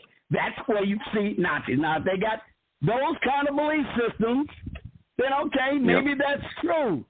But simply say because they believe things like, I don't know, the right to keep and bear arms, the right of the United States being, make America great first and foremost, the fact that we should defend our borders, the fact that government should be enumerated and limited, I don't know if that. I don't see how that makes you a Nazi. Kat's clarifying this. She said being in a militia doesn't make you a Nazi. Being against Jews does. Well, not against Jews. I mean, what do you mean by against them? I don't think that's what a Nazi is. I think Sarge just defined what a Nazi is. You know, what I mean, against? You know, what do you mean against? I mean, I'm not against anybody. I'm against ignorance. And just because that angry Jew that night was calling me names and I called him names back doesn't make me a Nazi. Just because he goes by the title Angry Jew, which we don't even know if he's Jewish or not, you know, so that doesn't make me a Nazi, you know. I mean, the guy was calling me names. No, and Sarge is ill-informed, she says. I don't think that's true at all. And Ron says that is right. So, you know, but Ron also, you made a statement that if somebody filed a lawsuit against you, they could be arrested. That was funny. You can't be arrested for filing a lawsuit. So even if it's frivolous. So, you know, I don't know where you got that. I thought you knew the law, man. I don't know where you got that one from. So that's a good one, though. But I don't have any intention of filing a lawsuit against you. Just don't communicate threats. No communicating threats. No communicating threats. That's right. We can't do that. But filing a lawsuit or whatever, you can't be arrested for filing a lawsuit. And that was part of the Prison Litigation Act that Clinton signed into law. I think, what was that, 1995 or 1996 maybe, where inmates were suing because they didn't have enough peanut butter in their jar. So what they were doing is they were saying the lawsuits were a frivolous lawsuit. You know, they were giving judges more leeway to dismiss cases based upon, you know, them being frivolous. You know, you know, just because you file a frivolous lawsuit, you can't go to jail and be arrested. Joe, check out what the ADL did to Lyndon LaRouche. Okay, what did they do? Why don't you just tell me? What did they do? The ADL. I got proof of everything. I got proof. Listen, let's put it this way. I'll put it out there because we've already talked about it. They took a screenshot of what another person said about me. Okay. And then they ran with that print and an article and labeled me a part of that group. That's not right. That is defamation of character. Okay, I didn't post that in that Telegram channel. Someone else did. So if I go, which I don't know your real name, but let's put it this way, Kat. So on this podcast show, if I say in my chat room, I say, Kat, we support you. The Nazis support you. Just say hypothetically, I'm a part of a group, right? We don't have to say Nazi group. And I say, Kat, we and my members support you, Kat. You know, and I put that in the chat room. Now the ADL comes and it takes a screenshot of that. Does that make you a part of my group, Kat? Does that make you a part of my group? No, that is defamation of character, and that's what they did to me. So so get your facts correct on that. That's not right. That's wrong. Kat, I would imagine you'd have enough common sense to see that. You know, I would imagine you would. Well, Joe, I know that I think you're a lot more intelligent than that. I know there are a lot of right-wingers that people call Nazis that, for instance, opposed to the illegal alien invasion on the northern and southern borders of the United States. Yep. Now, since so many of them are definitely opposed to that, does that mean we who are not Nazis are supposed to abandon our opposition to that sort of thing? Does that mean because they agree with it and agree with us on it that it should be stopped and people should be deported en masse? Does that mean that we share the viewpoint, or should we abandon our viewpoint? Which is it, or is it both? We shouldn't, but 573's got their hand up. I don't know who this is, so go ahead, 573. Your worst nightmare. Okay, it's Ron Recker. What's up, my children of the corn? How you doing? I have to defend myself. I know you do. Hey, how's it going? I got to defend myself. That if you file a frivolous lawsuit, you can be fucking arrested for that. It's called what would be the charge? Deposition or deception of filing. If you lie to the court and you file a lawsuit, which is a lie, you can go to jail for it. Trust me. I don't know about that. I think if I filed false allegations in criminal court against you, I could be, but not in civil court. Well, I don't know about criminal. Most people throw the case out and forget about you, but they can. Any suit case in the court system, when you enter something into court, it is a lie, and they can prove that it is a lie. It's illegal. It's against court rule. Okay. Yeah, but who? I'm not saying you're going to get 20, 30 years to life for it. Well, I don't know. It depends. You can prove it's a lie. It's a lie. You know, and it's up to the court. I'm not sure about that. That's like but here's another little fun fact of the court system. Okay, y'all talking about calling the cops and all this other shit. Well, the cops are just money collectors. That's all the fuck they are. They're just there to collect money. They don't give a fuck about you. They don't care about anybody else but collecting money for the man. That's it. That's all they do. True. That's it. You know, when I go to court again, I'm still going to ask the judge, how much money do you want? Because at the end, it's going to be money. It doesn't matter what you do. Well, why is that? It comes to money. It's because they're bankers. The judges are fucking bankers. Well, the perfect scam. The perfect scam. The perfect way to bullshit the people. The perfect way to do it, isn't it? Doesn't it work out for them? Can't you see that? I agree with you. Yeah. It's obvious, isn't it? Yeah. So, you know, but as far as malicious goes, stuff like that, that's, you know, that's something there again. We have too many weak-minded fucking people in this country anymore. Don't give a fuck. They seem like they're too busy brainwashed by the fucking telephones and their computers. They don't know reality. They don't care about reality. They want to live in their la-la land and TikTok and fuckcock and all that shit. They don't give a fuck about reality and people. They don't care about nobody else but themselves. People have turned completely fucking selfish. Well, you guys can quote me calling you Nazis, whatever. I didn't remember calling you be a fucking Nazi, but anyway, you're all fucking Nazis. You did, Ron. I'm you one did. Fuck it. That make you feel better. Oh, I don't give a fuck. And I called you a Nazi. Well, I call you a motherfucker. That's not right, Ron. You a motherfucker, don't it?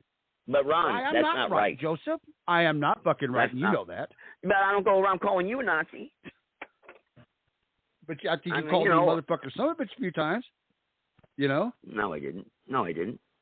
I mean, Lorianne called me a jack off. I mean, what the fuck? Well, now why I am. I have to admit to it. Now, what? That has nothing to do with me. I didn't call you a jack off. I called you a chump. Get it right. If you're going to quote me, get it right. I called you a chump. You called me a jack off. I got it in print. Sweetie.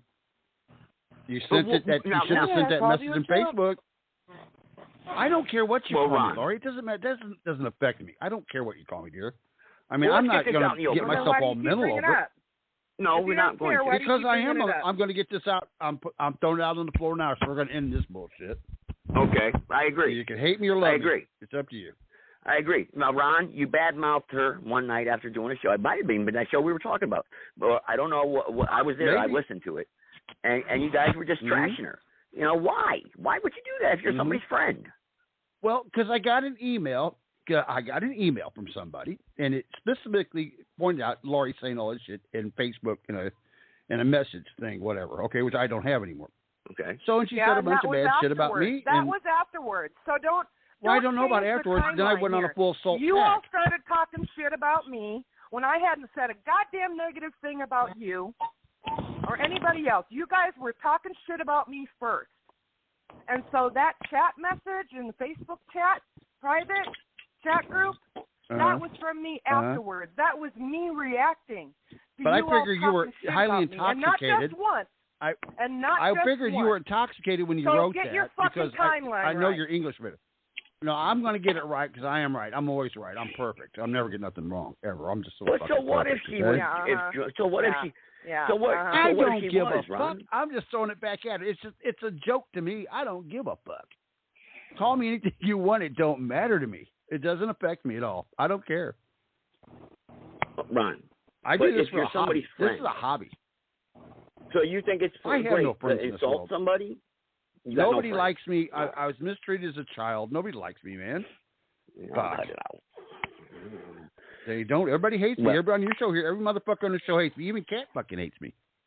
I'm hated. I'm just a hated motherfucker. I don't think man. so. I don't think that's true. I thought you guys were friends. I got the impression you guys were cool with each other and you guys were friends.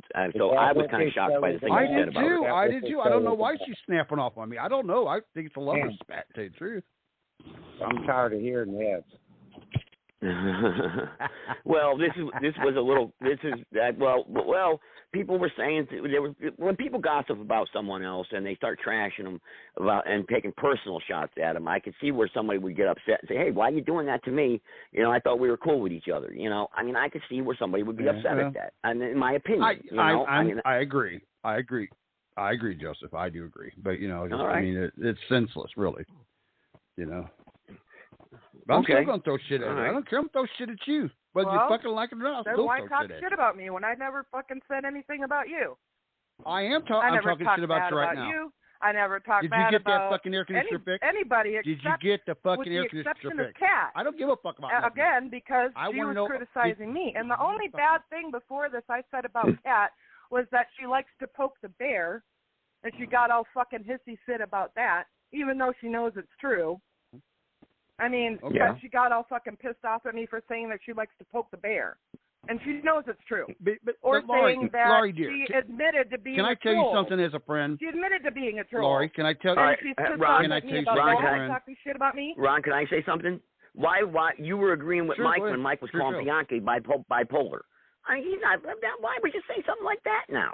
I mean, I never said that. I never said a bad word about Mike, and I stuck up for Bianchi. I said, you got no right talking about that man like that because he's not here to defend himself. I've never said that, Joseph. I've never said that. I've known Bianchi for 14 No, you didn't say years. You didn't say it, but you were agreeing with Mike, though. What? And then Sarge was AI. And you said, Sarge, don't fuck with me. That's what you said. No, Sarge don't fuck with me, do you, Sarge? He don't. I don't mind being fucked with because I like fucking. He's a hater. He hates me. Like I fucking told you, Sarge hates me. You know what I think? You don't come on my show to hang out. Fucking, we're supposed to be in this fight together. Might be a smarter man. We're supposed to be in this fight together. And I think we're supposed to be in this fight together. Well, look, this is our country. We're not. And we're not. That's the problem, Joseph. We're not. Well, hey Ron. So you don't believe in America and the Republic? Hey Ron. Yeah, I do. Where's Absolutely. I ain't heard him in a long time. What's that? What, Bianchi? Where's Gunslinger? I haven't heard him in quite some time. I don't know. I couldn't say. He's been kind of slacking off quite a bit. I can't tell you, Bianchi. We need to send out a search party. We need to send out a search party. Where you at? Yeah, because I got no problems with Gunslinger. First, go to Hooters and Golden Corral. Go to Hooters and Golden Corral. They're the two places he goes to. I've got no problem with Gunslinger. I thought he and I got along. He's straight up, true. Yeah, very true. And that's what I like. Yeah. If he fires up on you, you did something really wrong. Like he lit up on George Sensor. He lit up on that motherfucker like no tomorrow. And that's because George did something wrong to him. And Gunslinger doesn't do that. He'll take a lot of shit, but you fuck with that guy, he's gonna fire up, because he's a straight up guy. He's honest. He's an honest person, Yes, and it's very rare that we see in this world anymore. Most motherfuckers are liars. All your politicians are liars. Like I said before in my show, this show, and every other fucking show I do, is the simple fact is the two biggest lies ever told was the check is in the mail and I won't come in your mouth, right? Isn't that the old saying, the two biggest lies ever told? Yeah. That is not true. Yeah. That is not true. I've rephrased that all the way around. The two biggest lies ever told is I'm going to give you more jobs and cut taxes. That's the two biggest lies ever told, because it never happens. Now, when Trump gets I learned something new he's tonight. going to have these two. About the lawsuit thing, because I looked it up, and I guess in some states, yes, I guess you can, but but it's recommended that you sue back for defamation of character, stuff like that, not criminal charges. But yes, you can have criminal charges brought up against you. Counterclaim. Yeah, counterclaim. Yeah, absolutely. Yeah. Yeah, I got a case right now. I'm evicting my fucking tenant out of my house, out of my home I own, because he called me some fucking names and shit like he shouldn't have done. Then found out the reality was it was a lie he was told, and he took it out on me. But the damage is done. You know what I mean? I'm not emotionally fucking upset about it, but I'm gonna get this motherfucker out. That's all there is to it. You fucked yourself. He fucked himself. This guy worked for me for 5 years, had it fucking made. Yeah. You know what I mean? Paying $250 a month for rent, man. $250 a month for rent. Ain't bad. 3-bedroom house on its own property. I mean, fucking sweet. Yeah, fucking sweet. But instead, he wants to call me a fucking. You call me a fucking punk and a jagoff. Everybody, I must be a jack-off. I must be. Everybody's calling me a jack-off. Laurie calls me one. Fucking Randy did. Everybody else called me a jack-off. I didn't. I thought, and you could put. Look, I thought you were okay in my book. That's what I thought. But then when I was hearing that crap, and then I was like, what the hell's going on here with this guy? I didn't for a while as well. Yeah. Would you do it for me? Call me a jack-off just to make me feel better. I would really feel better if you call me a jack-off. Who? You. Call me a jack-off. Me? Me. You're a jack-off. Yeah, tell me. There you go. Ron, now we're even. Thank you. All right. Oh, I feel so much better now. Thank you so much. Right. I love you, Joseph. I love you, bro. Thank you. I appreciate it. Well, I want to see you and Lorianne actually. I really would like to see that stop. I mean, because I don't think Lorianne really gets into this stuff. I mean, I don't think she's one to be playing with like this because I just don't think lawyer's it's right. going to talk to my lawyers. I don't know. I'm not selling this out this way. No. Why would I fucking go to a lawyer? Why would I give a shit enough because to go we're to getting a fucking divorce. lawyer over we're your getting stuff? a fucking divorce. I want a divorce. That's it. I want a divorce. And I want we were never married to begin with, but whatever. You're going to pay child support. You're going to pay for maintenance on my house. You're going to, yeah, you are. Yes, you are. Can I really say something? I think everyone would agree with me, though. Everyone will agree with me, though. I think Kat is the one that started all this crap, to be honest with you. That little old lady, no. Oh, she's a little old lady. I mean, she's a granny grunt. Uh-huh. But, okay, well, it's not going to get resolved, obviously, but hopefully a little bit resolved. No. Well, it's up to her. Okay. You want to keep hating, let her keep hating. I live rent-free in her head. Kat came with her bullshit and got you and others on her side in her little fucking cult of fucking cat followers of shriveled dick men, everything was fine. We were getting along great. Really? Yeah, that's true. That is true. I cannot believe you just said that to me, Lorianne. I cannot believe that come from your mouth. Well, I don't know about the shriveled dick. I got a mouth of an angel. Oh, my well, God. That's oh, my God. My dick chat that you were in on Facebook. My shriveled. Yeah, that's true, too. I'm not you saying did anything that, too. I haven't already said before. So, God damn, man. Fuck. Well, anyway. God, you really sorry, hurt Bianchi, somebody. I don't think we really want to hear any more of this. Answer me this, Ron. Did you ever hear me talking shit about you ever before this? Oh, yeah. Did I not welcome you on my show? Did I ever say anything negative about you other than joking back and forth or whatever, and we're laughing? You wouldn't and everything, pick up the phone. And we're just giving each other shit. We used to have fun. We used to actually I don't get even know what started all this shit, Laurie. I welcomed you every single time on my show, and you did the same for me. And then all of a sudden, talking shit, and you go right along with it. It got a little deep with her. Well, I'm a member of the cult. I'm a member of the cult. Of course. Yeah. And then I realized that. And then she really went low with Sarge saying stolen valor. That was low. I mean, that was low. You don't do that to a veteran. I mean, Sarge, I respect him serving the country. I mean, I thought that was very, very disrespectful and because Sarge is respected on the podcast platform and with his knowledge and he is smart and with history and everything and me and him go at it left and right sometimes. I mean, but I consider him a friend and same with Bianchi. So, I think that was just very wrong. I mean, because, he's had friends die, lose their lives. I mean, I just thought that was wrong. Oh, yeah. I really, that was real low. You don't do that to a vet. People, you remember the old saying, Joseph, assholes are the same thing as opinions. Everybody has one, that's their thought, yeah. I'm not technically defending her, but, and Kat's smart, too. Don't think that woman's not. She's fucking pretty smart. But, I've known Kat. I'm beginning to wonder about that. Well, yeah, I don't know, man. I don't know the to say about veteran that thing myself is just really crossed the line with me anyway. I take that personally. I just thought that was wrong. But don't let them have rent in your head, man. Like I'm telling you, Laurie, don't let me have rent in your head. Don't do that. I'm nobody. I'm really not. I'm just, I'm not. I mean nothing. I don't mean nothing. No harm to anybody. I don't. I really don't. And I don't take this shit serious. I just don't. I mean, when I talk about the Constitution, when I talk about the law, same thing like Sarge. It's the same thing. We're in the same world. We're all in the same world together. Just a lot of us don't see. Well, that's what I was trying to say. They don't get it. Right. That they're coming after all of us. Oh, I do. They're coming after all of us. Exactly. Milk cow. You are a fucking milk cow. You're a money producer. When you no longer produce nothing for these cocksuckers, you're no good to them anymore. That's what it is. Then they start fucking with you, man. And when we talked about the corporation and everything, you agreed with us, and you were on the same level in the same conversation. So that's why I thought, hey, this guy knows what's going on. That's I've been studying this shit for over opinion 25 years, man. Yeah. I've been studying law for over 38 fucking years. I'll never practice law. I'll never give. I'll never go to the bar association, the British credit bullshit. No, I'm not going to. Because here's the problem: when you the Queen, right. But anyway, the issue with that is you're going to give your soul up. You're going to give your soul to the court. When you become an attorney, you become an officer of that court. The court comes first before the client. Yes, technically, that's true. A lawyer, all they are is interpreters. They interpret the law.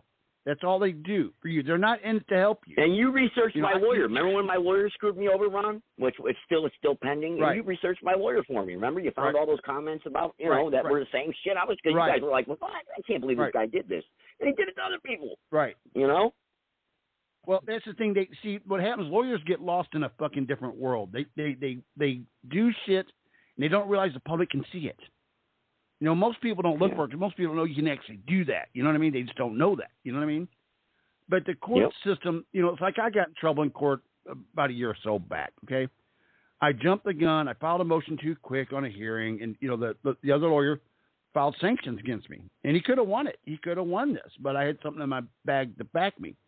But the thing is, I'm moving for a motion to get this to trial, and I'm trying to speed up. But there's a 30-day window. I had to wait. I didn't wait the 30 days, so I violated a court rule. So I was a bad guy. Okay, and I admit it. That's true. And I apologized to the court. Of course, the judge didn't sanction me. They just the judge said, well, don't let it happen again, Ron. Don't do that. You know better. That's what he told me. You know better. This lawyer's looking at that judge like, what the fuck do you mean he knows better? He's just a regular Joe Blow, but the judge knows who I am. I can't believe it. I found this shit.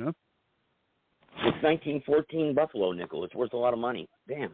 Finally found it. I've been looking for it forever. but the things you're trying to do, trying to sue the people, whatever you're doing like that, I'm not trying to get money. I'm trying to do this to set me up for my next election because I want my name cleared. Yeah. Well, look, Ron, my experience with lawyers has been kind of a mixed bag, coming at them because most of the time they're adversarial to me when I had to go testify in court, which is relatively rare because most every arrest I ever made was settled with a plea bargain before I never had to go to court. But I'm saying on those occasions that I did and saw lawyers in action with cases involving other people I knew, I can understand why people make all the cracks they make about the association of law. Notwithstanding that, or the practice of law. Yeah. Notwithstanding that, though, there is such a thing as legal ethics, which I'm sure you know that. I guess you think everybody disregards it, but isn't first and foremost among the legal ethics to vigorously represent your client over and above all other interests, including those of the No, it's not. It's your not loyalty to the court first. The court's first. You're an officer of the court. You take you actually took an oath to the court. That oath you take at the bar when you get your bar and shit like that. It ain't I pledge allegiance to the flag of the United States of America. That ain't what you're saying, bro. You're saying something totally different. You are going to give oath to the court. To the court. He's an officer of the court, like you said. Yep.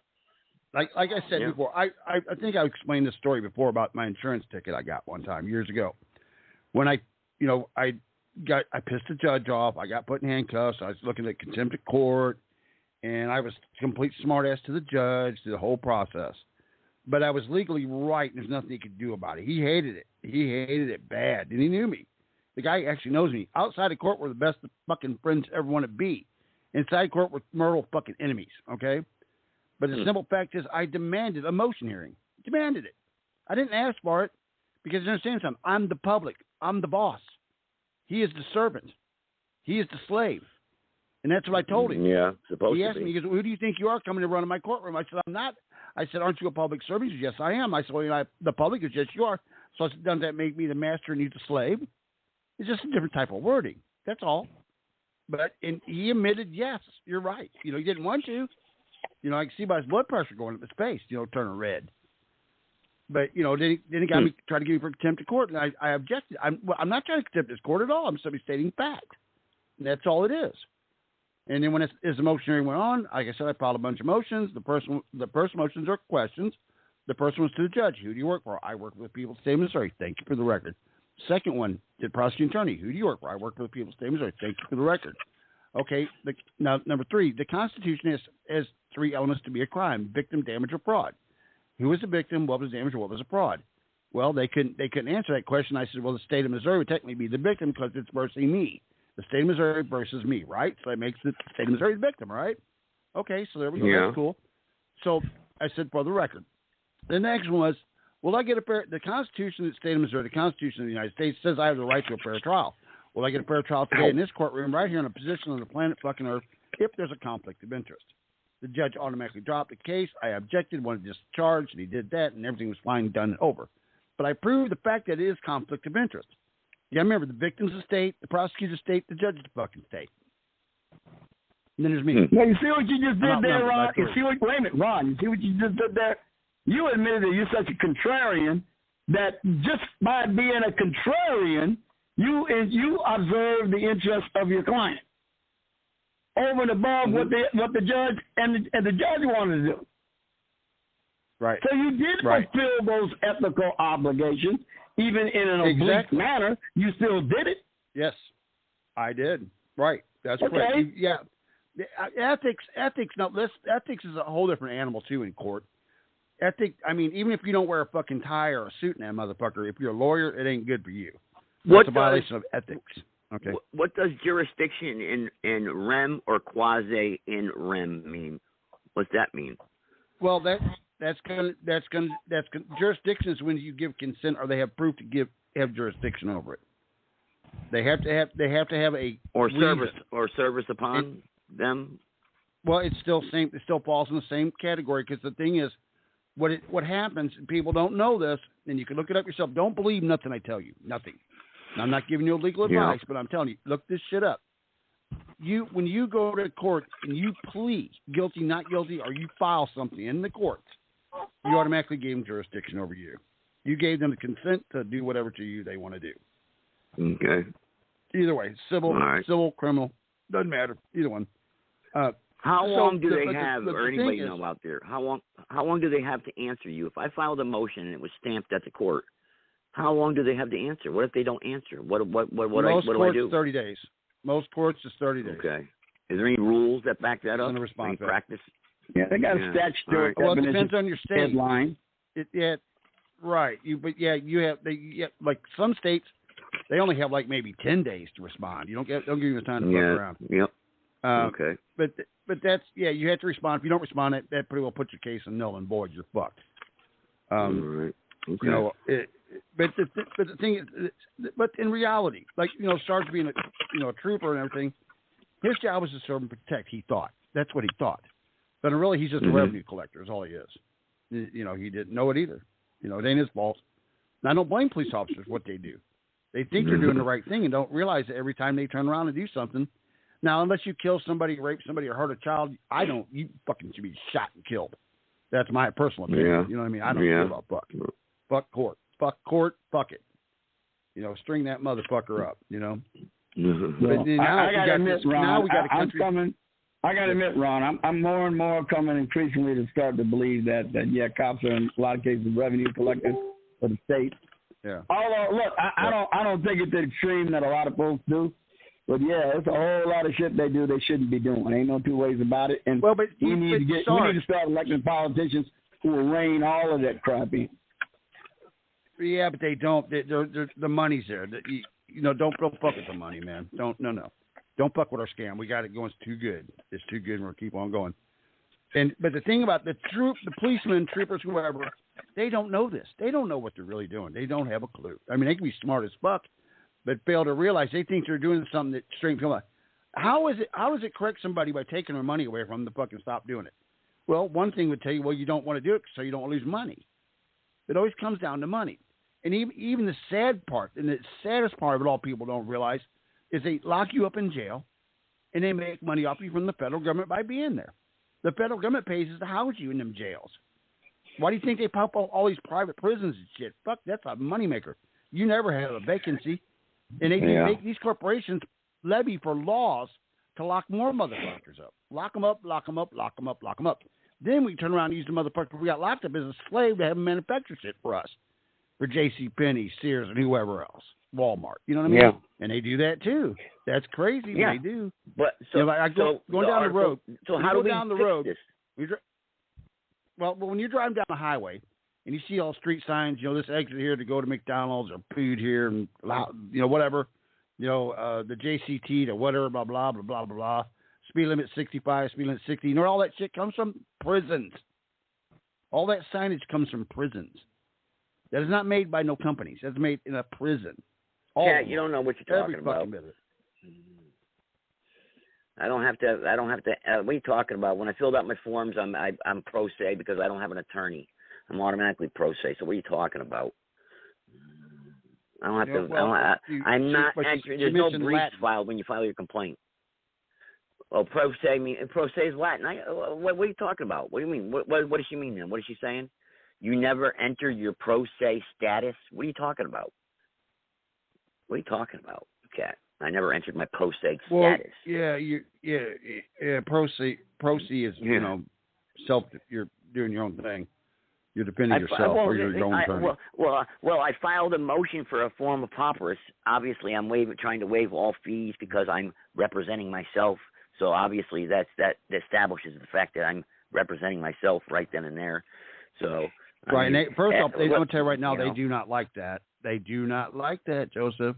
No, I know. You're not giving them no money, so they'll slow the process down. You know, you have an absolute right to represent yourself in every case. But I'll tell you one thing I've seen a whole bunch. In a serious felony case, the judge will ask you some questions. During the trial, in the courtroom, the judge asks some questions about, do you really know what you're doing? Do you understand what you're doing when you're undertaking a pro se defense? And if he thinks there might be something that would lead to a mistrial or reversal later on, he's going to appoint a counsel just to be with you. Even though you're going to have the final say, still going to appoint a counsel to be with you and give you advice. Right. Yeah. Right. Well, you see, also, when I did this, they're going to grant me my motion to form a papyrus. And when they do that, that means they serve my defendants with the U.S. Marshals.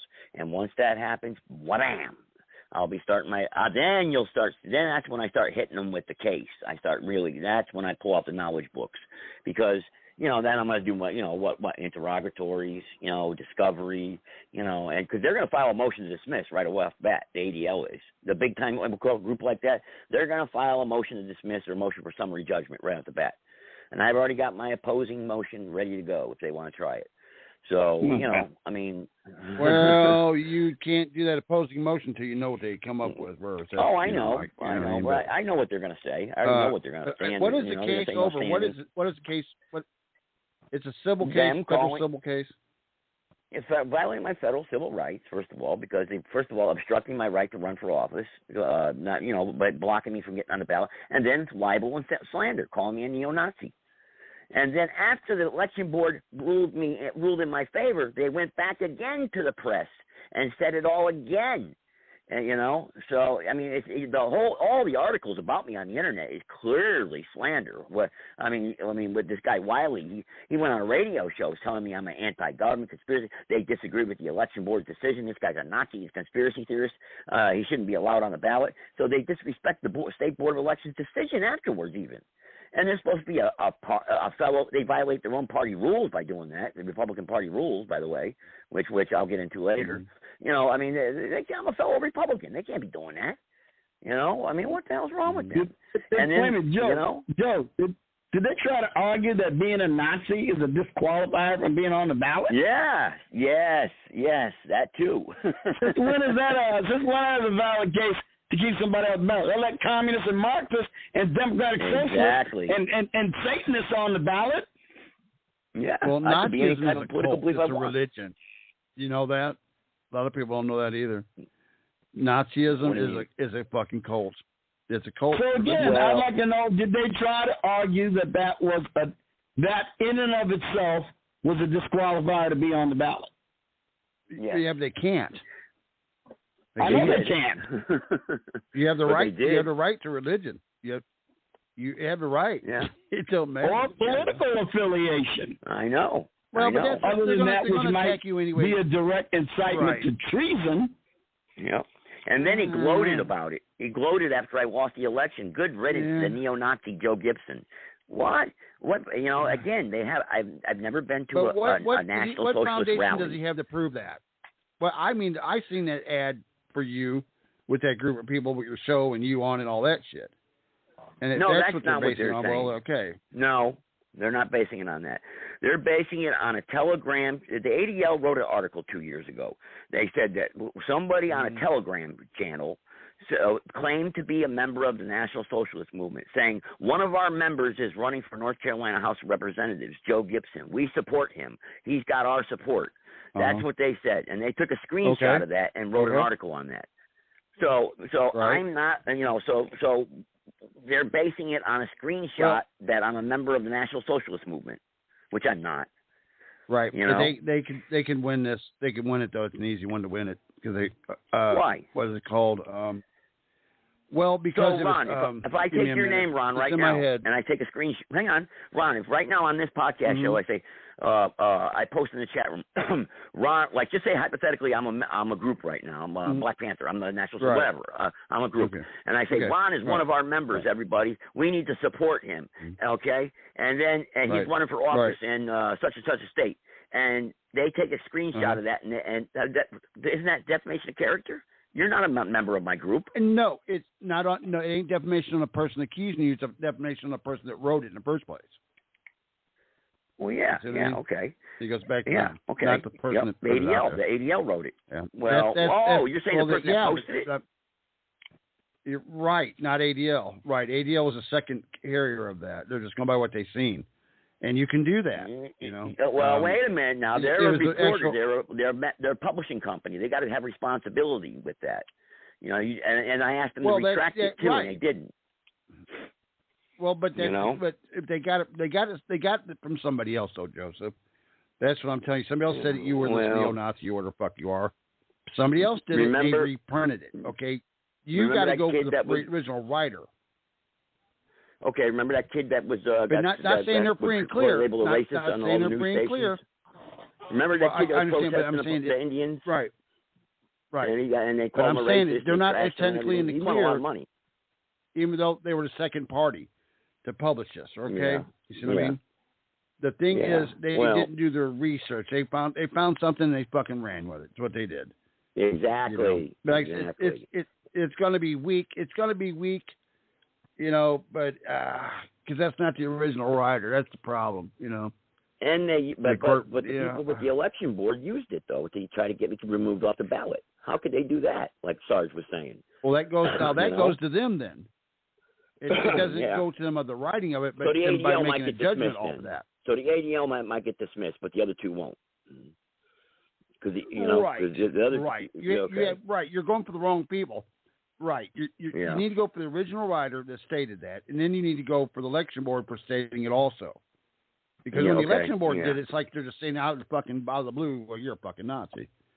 They can't do that. They can't make that assumption. Even if you are a Nazi, there's no way they can keep you off the ballot for being a Nazi. Yeah, I know, right? Not meeting whatever criteria they have for you to be on the ballot. They're not supposed to have a political. Because it's your religion. Off the ballot. It's considered a cult. Cult's considered a religion. Yeah, guys, we're going to be going into overtime here in a minute. I'm not going to go too long here, though, but we're going to be going overtime, so you need to call in, 657-383-0616. If you hang up, you won't be able to get back in. I've got a minute and 25 seconds left.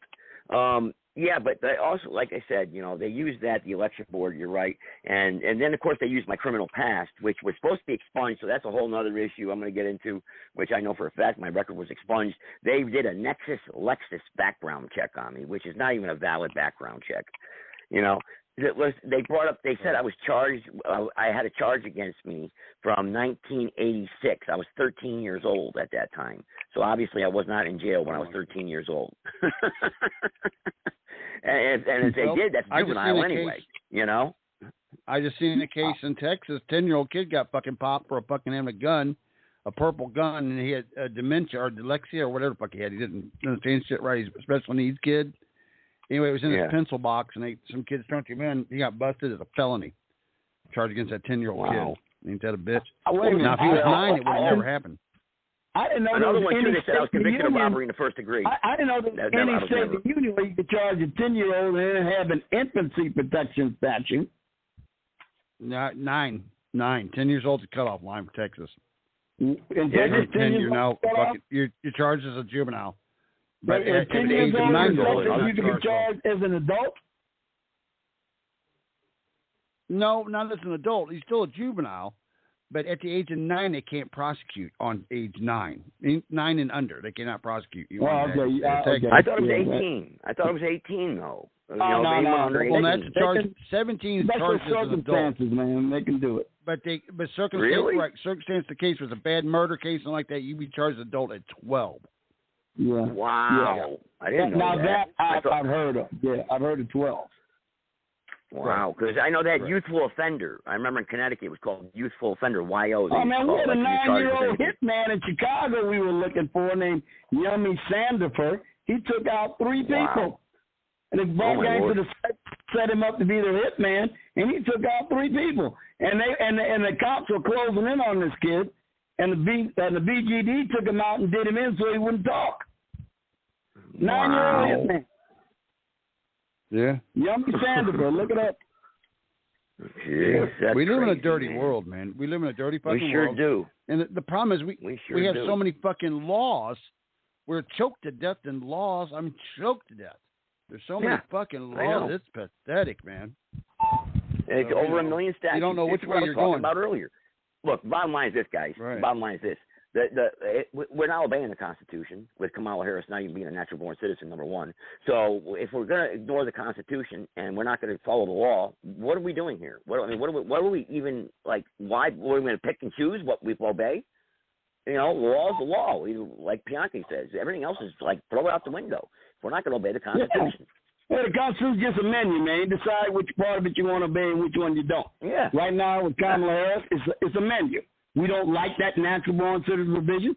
We don't want to amend the Constitution. We're just going to ignore it. That's what they're doing.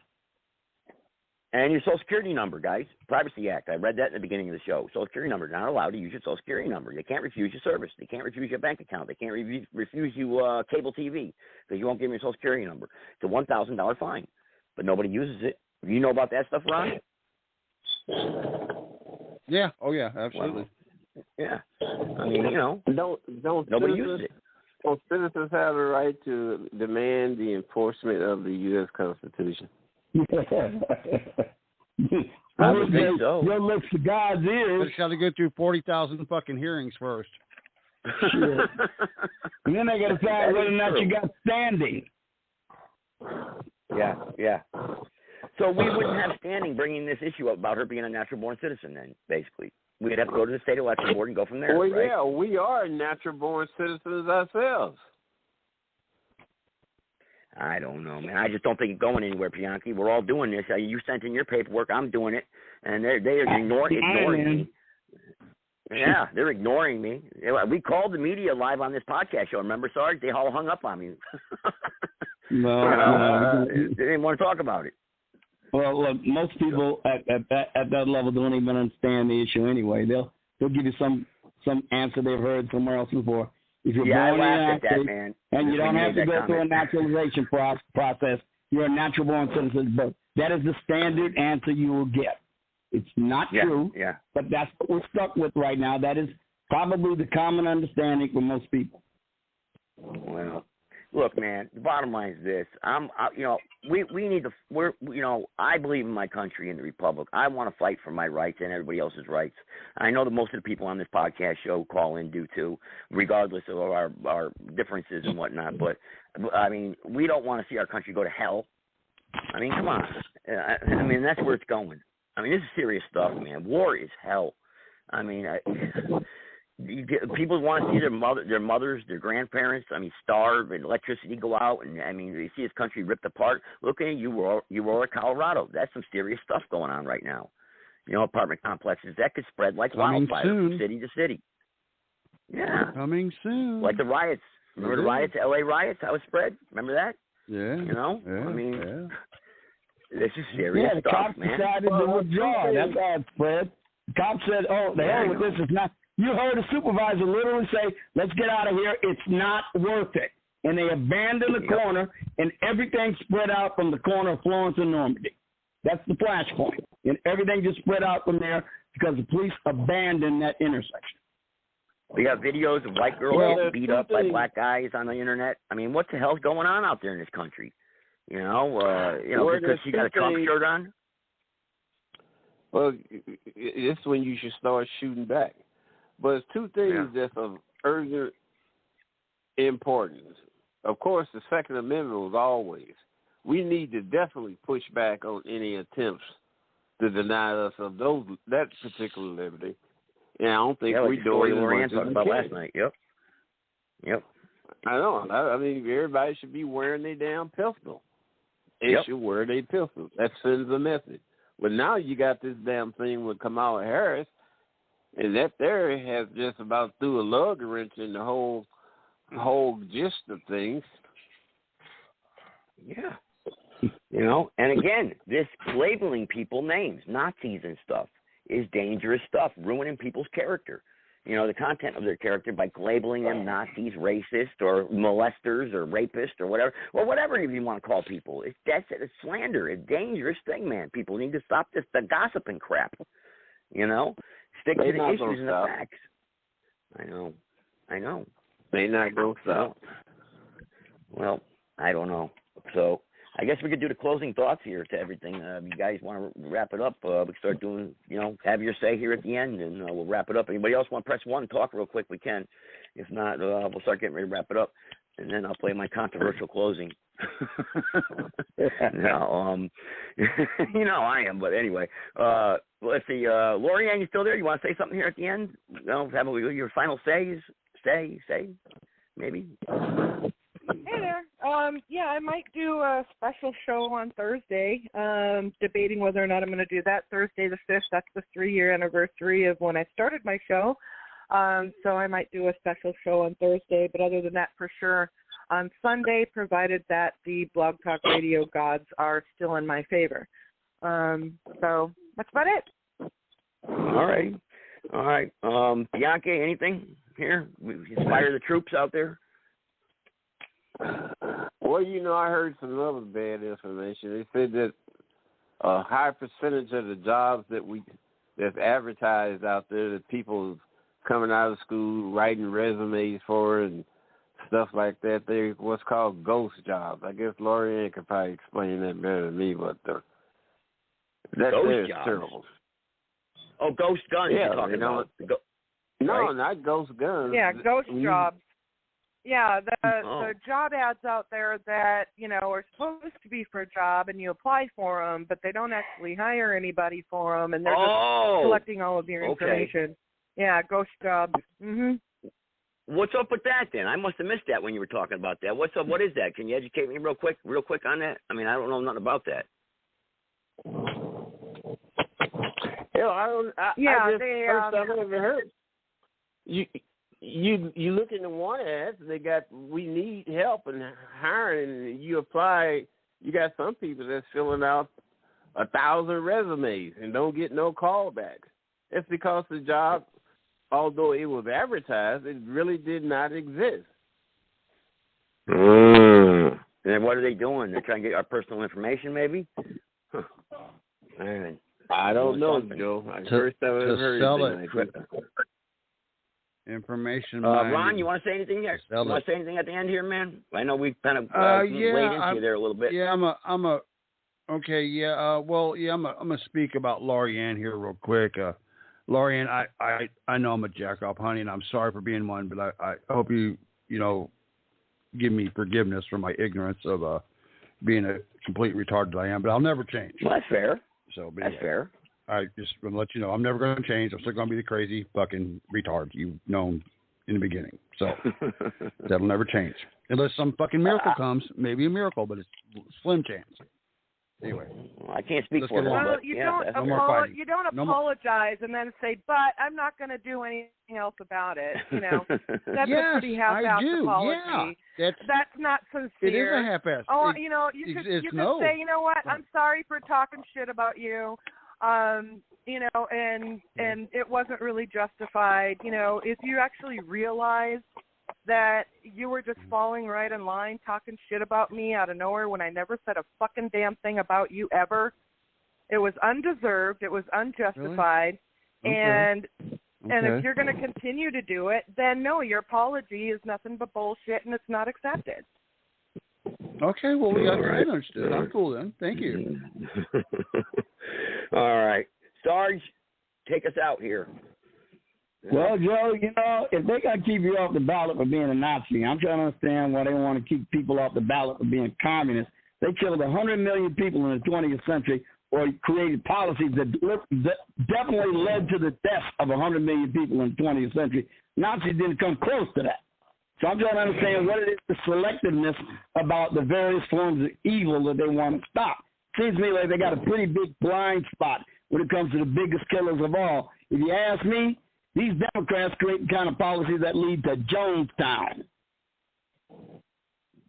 Got that right, brother. Yeah. Well, thank you, everybody, for listening tonight. Appreciate it. And listen, man, keep fighting for the Republic. And thanks. See you next time. Done a magnificent job. The visual impact that people will experience when they see what you have produced. You've been very impartial in your presentation, and you have allowed the people, the viewers, to make up their own mind. You present the evidence, and anyway, it's an honor to have you on the program. I want to say that the work that Dennis Wise has undertaken and accomplished, and the value of this work cannot be underestimated at this time, especially. He has undertaken to present actual information about the most controversial period in human history. We have been given a narrative that is painted a picture, an image for the world to consume. And we have to look at this. The reason this is so important this time for everyone to look at is we have to challenge the lies. Okay, that's one thing right there, just from a moral standpoint. In our time today, it is more than just a morality. It is a matter of physical survival itself, because we have to look at this period and look at exactly what happened, which Dennis Wise has presented to us in the history accomplishment that he has put together. We have to look at what happened. We had power in 1945. It was Stalin, Churchill, and Roosevelt. And what did they do with this power? As a gift, illustrated in his great work, Greatest Story Never Told. Yes, if you want to see the dangers that are facing the world today, just watch this film. One can see the actual facts, indisputable facts of what really happened at that time.